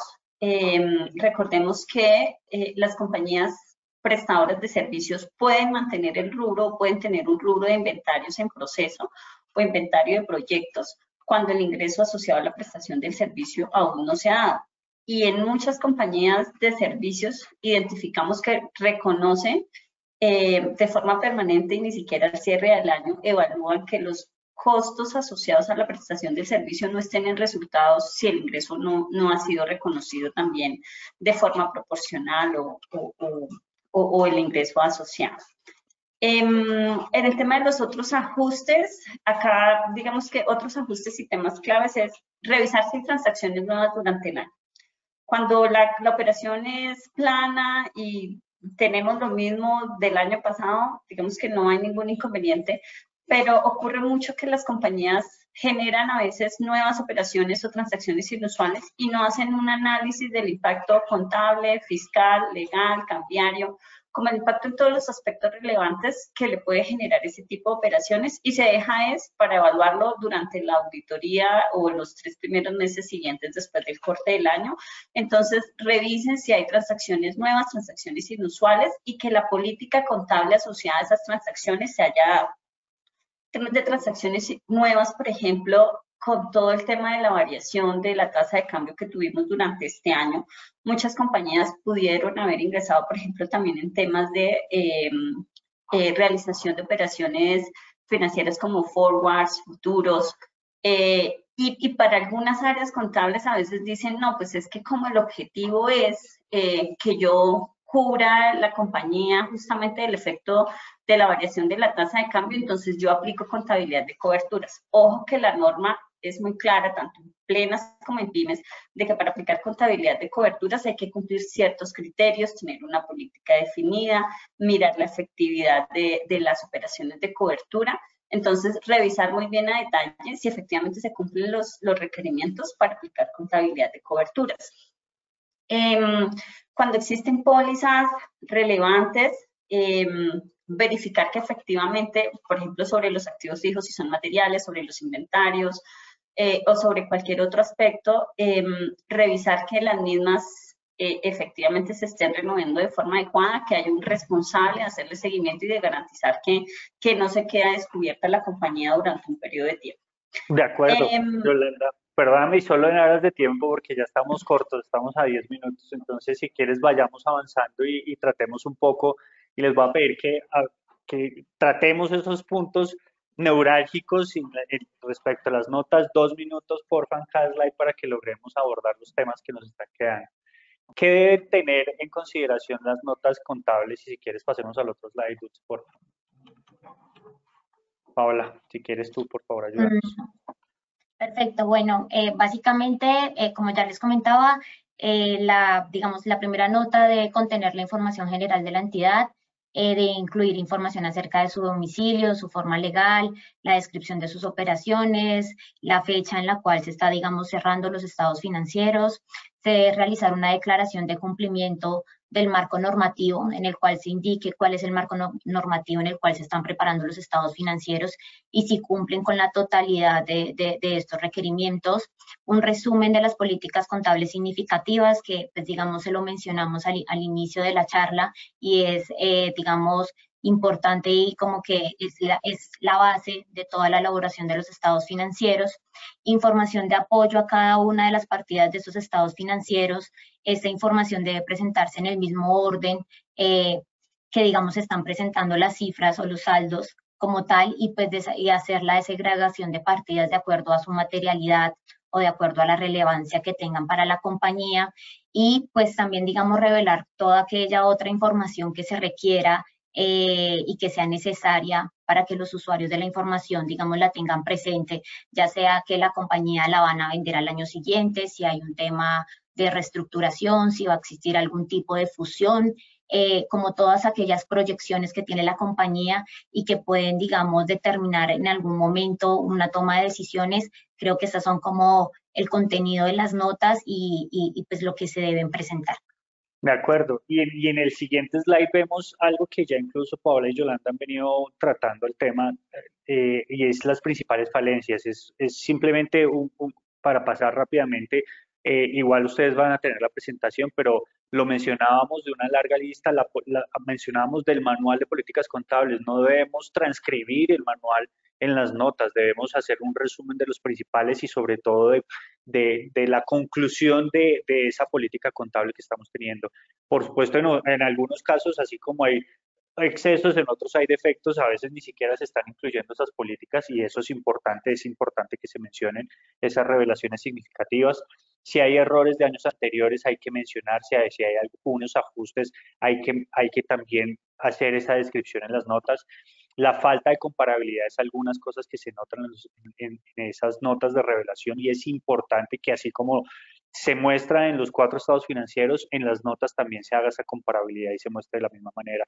Aplicar las NIF que sean necesarias.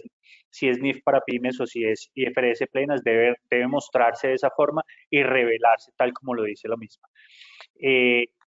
Digamos, ahí lo ve prácticamente cuáles son y pues son las recomendaciones que nosotros tenemos. Si ya nos adentramos un poco en la presentación e información financiera, ustedes ven en el siguiente slide, Dulce, porfa, pues ya ustedes lo conocen y es básicamente qué debe ir para propósitos de la Junta Directiva, que es el máximo órgano, pues presentar los 4 estados financieros de propósito general y por supuesto si va a haber un proyecto de distribución de utilidades, mencionarlo, llamar a la convocatoria y si hay quórum y hacer el derecho de inspección y bueno, todo lo que en los estatutos de la compañía se haya dispuesto para propósitos de que en el acta haya quedado, por supuesto que se mencione y se haga la lectura del informe del revisor fiscal donde se detalle que sí se hizo el cumplimiento, la adecuada presentación de los estados financieros, el adecuado control interno y cualquier aspecto que el revisor fiscal quiera hacerlo. Es importante que se dé la aprobación de los mismos y que las actas sean firmadas tanto por quien preside la asamblea como quien es el secretario. Dentro de los términos, ustedes saben que para propósitos de aprobación debe hacerse antes del 31 de marzo de cada año. En el siguiente slide, Yolanda, si quieres contarnos en 2 minutos, please, de qué se trata un poquito los aspectos del informe de gestión que deben considerarse siempre en temas las organizaciones como complemento a los estados financieros. Fabio, digamos que estamos cortos de tiempo. Yo sé, me tomo un minuto más para puntualizar algo y es para las compañías que cumplen los topes de tener revisor fiscal, que ya en noviembre saben que ya cumplieron o esperan con los ajustes de ingresos o activos de diciembre, que cumplen, revisen a tiempo para que por favor como parte de ese orden del día lleven de una vez las cotizaciones de los terceros o las compañías que van a poner a consideración del máximo órgano. Revisar si hay cambios también o necesidad de colocar un representante legal suplente, cambios en las juntas directivas, designaciones de nuevos miembros, suplentes principales, colocarlo en el orden del día. Ya respecto al tema de informe de gestión, recordemos que es una obligación legal definida en el Código de Comercio que la administración, llámese representante legal, o junta directiva, en muchas compañías, pues cuando existen ambos órganos, pues lo que hace es presentarse un informe de gestión conjunto del representante legal o la gerencia y la junta directiva. Debe ser de obligatoria presentación y debe considerar al menos estos 4 ítems que mencionamos acá, mostrar o explicar cuál ha sido la evolución previsible de la compañía durante el año, hacer como una explicación sobre los principales temas financieros de la compañía, los principales proyectos, en qué está la entidad, que refleja, así como dice la norma, la evolución fiel de los negocios, si existen acontecimientos importantes que hayan acaecido después del cierre de ejercicio. Acá otro tema para llamar atención es el tema de eventos posteriores. Por favor, hacer esa revisión de eventos posteriores al interior de la compañía. Hacer la manifestación explícita del cumplimiento sobre normas de propiedad intelectual y derechos de autor. También el tema de que no se obstaculizó la libre circulación de facturas. Y si existen operaciones celebradas con socios y o administradores de la entidad. Estos son como los aspectos mínimos a consideración. Este informe de gestión debe ser puesto también a revisión del revisor fiscal, porque el revisor fiscal debe hacer una mención en su informe anual si este informe de gestión está en línea con los estados financieros que se auditan. De acuerdo. Y ya finalizando, tratemos un poquito de los reportes anuales de terceros y entidades de inspección y vigilancia. Como ustedes saben, el siguiente slide, Luche, porfa, los siguientes 2. Ven, ustedes conocen que los reportes anuales que deben presentarse a las entidades de vigilancia y control, como es el caso de los estados financieros, en caso de que lo requiera la Superintendencia de Sociedades, deben hacerlo de forma anual, reportándose los 4 estados financieros y hacer el reporte que se solicita. Entonces aquí llamamos, por supuesto, la atención a ustedes a que validen. Ya salió la resolución de parte de la Superintendencia con las fechas que deben presentarse para el próximo año, para que lo consideren. Dulce, pasas 2 slides. El siguiente. Aquí ya en el tema de reportes anuales, y ya te cedo un poquito la palabra para que cierres, Natalia, y hay temas fundamentales que tenemos: sociedades que son entidades sin ánimos de lucro, corporaciones, fundaciones y entidades que deben hacer este reporte del régimen tributario especial para renovar su calidad dentro del régimen. Entonces aquí es fundamental que podamos tener esta renovación de la actualización del registro web, de acuerdo con lo estipulado en el estatuto tributario entre los 3 primeros meses del año, y por supuesto hacer el reporte anual donde van a pedir por supuesto toda la información financiera que hemos hablado y soportar que en efecto se tenga. Y en el último slide, ya si quieres, Natalia, por favor contarnos un poquito de esos otros asuntos de cumplimiento que se deberían considerar. Ok, ya para cerrar, estos serían las obligaciones que tenemos que tener bien presentes en nuestro calendario de tributario o calendario de cumplimiento para no perder de vista. Uno, expedición de certificados de retención. Yo las retenciones que le practiqué a mis clientes, por favor, empezar a hacer las revisiones con la información que sea reportar, información exógena, para entregarlos en marzo. Dos, certificados de ingresos que le debo entregar a mis empleados, como lo habló Joana en un momento, ya debo tener todas las conciliaciones para que toda la información que le entreguen el certificado es la que le voy a reportar a la administración tributaria. Tres, el tema de matrícula mercantil y sus establecimientos de comercio para que sea renovada en marzo, entre el 1 de enero y el 31 de marzo. Cuatro, los pagos de declaraciones anuales de renta. Recordemos si tienen anticipos que hay que pagarlo en febrero y pues ya prepararnos para las declaraciones. En este momento tenemos proyecto de resolución con los vencimientos. Aún no ha salido el definitivo, pero ya podemos empezar a trabajar con la información que tenemos. Estudios de precios de transferencia, revisar si cumplimos a cabalidad con los requisitos para presentar precios de transferencia. Normalmente es en julio a septiembre para que no lo perdamos de vista. Y la información exógena nacional y distrital, nacional más o menos en abril, distrital todavía no recuerdo, creo que no ha salido la resolución, pero para que ya lo tengamos en cuenta. Si están en municipios, en diferentes municipios de Colombia, recuerden que tienen que empezar a validar con el municipio si tiene información exógena para que no se nos pierda de vista, que también debemos reportar en muchos municipios. Estas serían las obligaciones para que no las olviden. Dale, pues gracias a todos. No sé creo que hay varias preguntas que nos han hecho en aras de tiempo y para finalizar, digamos, vamos a tratar de responderlas y enviárselas a ustedes directamente. Aquí están nuestros contactos en caso de que requieran mayor profundización en algún tema. Estaremos gustosos y plácidos de apoyarlos y acompañarlos. A ustedes, chicas, un panel genial y bueno, tratamos todos los aspectos. Al final corrimos un poco, pero bueno, en aras del tiempo, les agradecemos nuevamente y gracias por haber participado y haberse quedado hasta el final. Muchas gracias. Muchas gracias.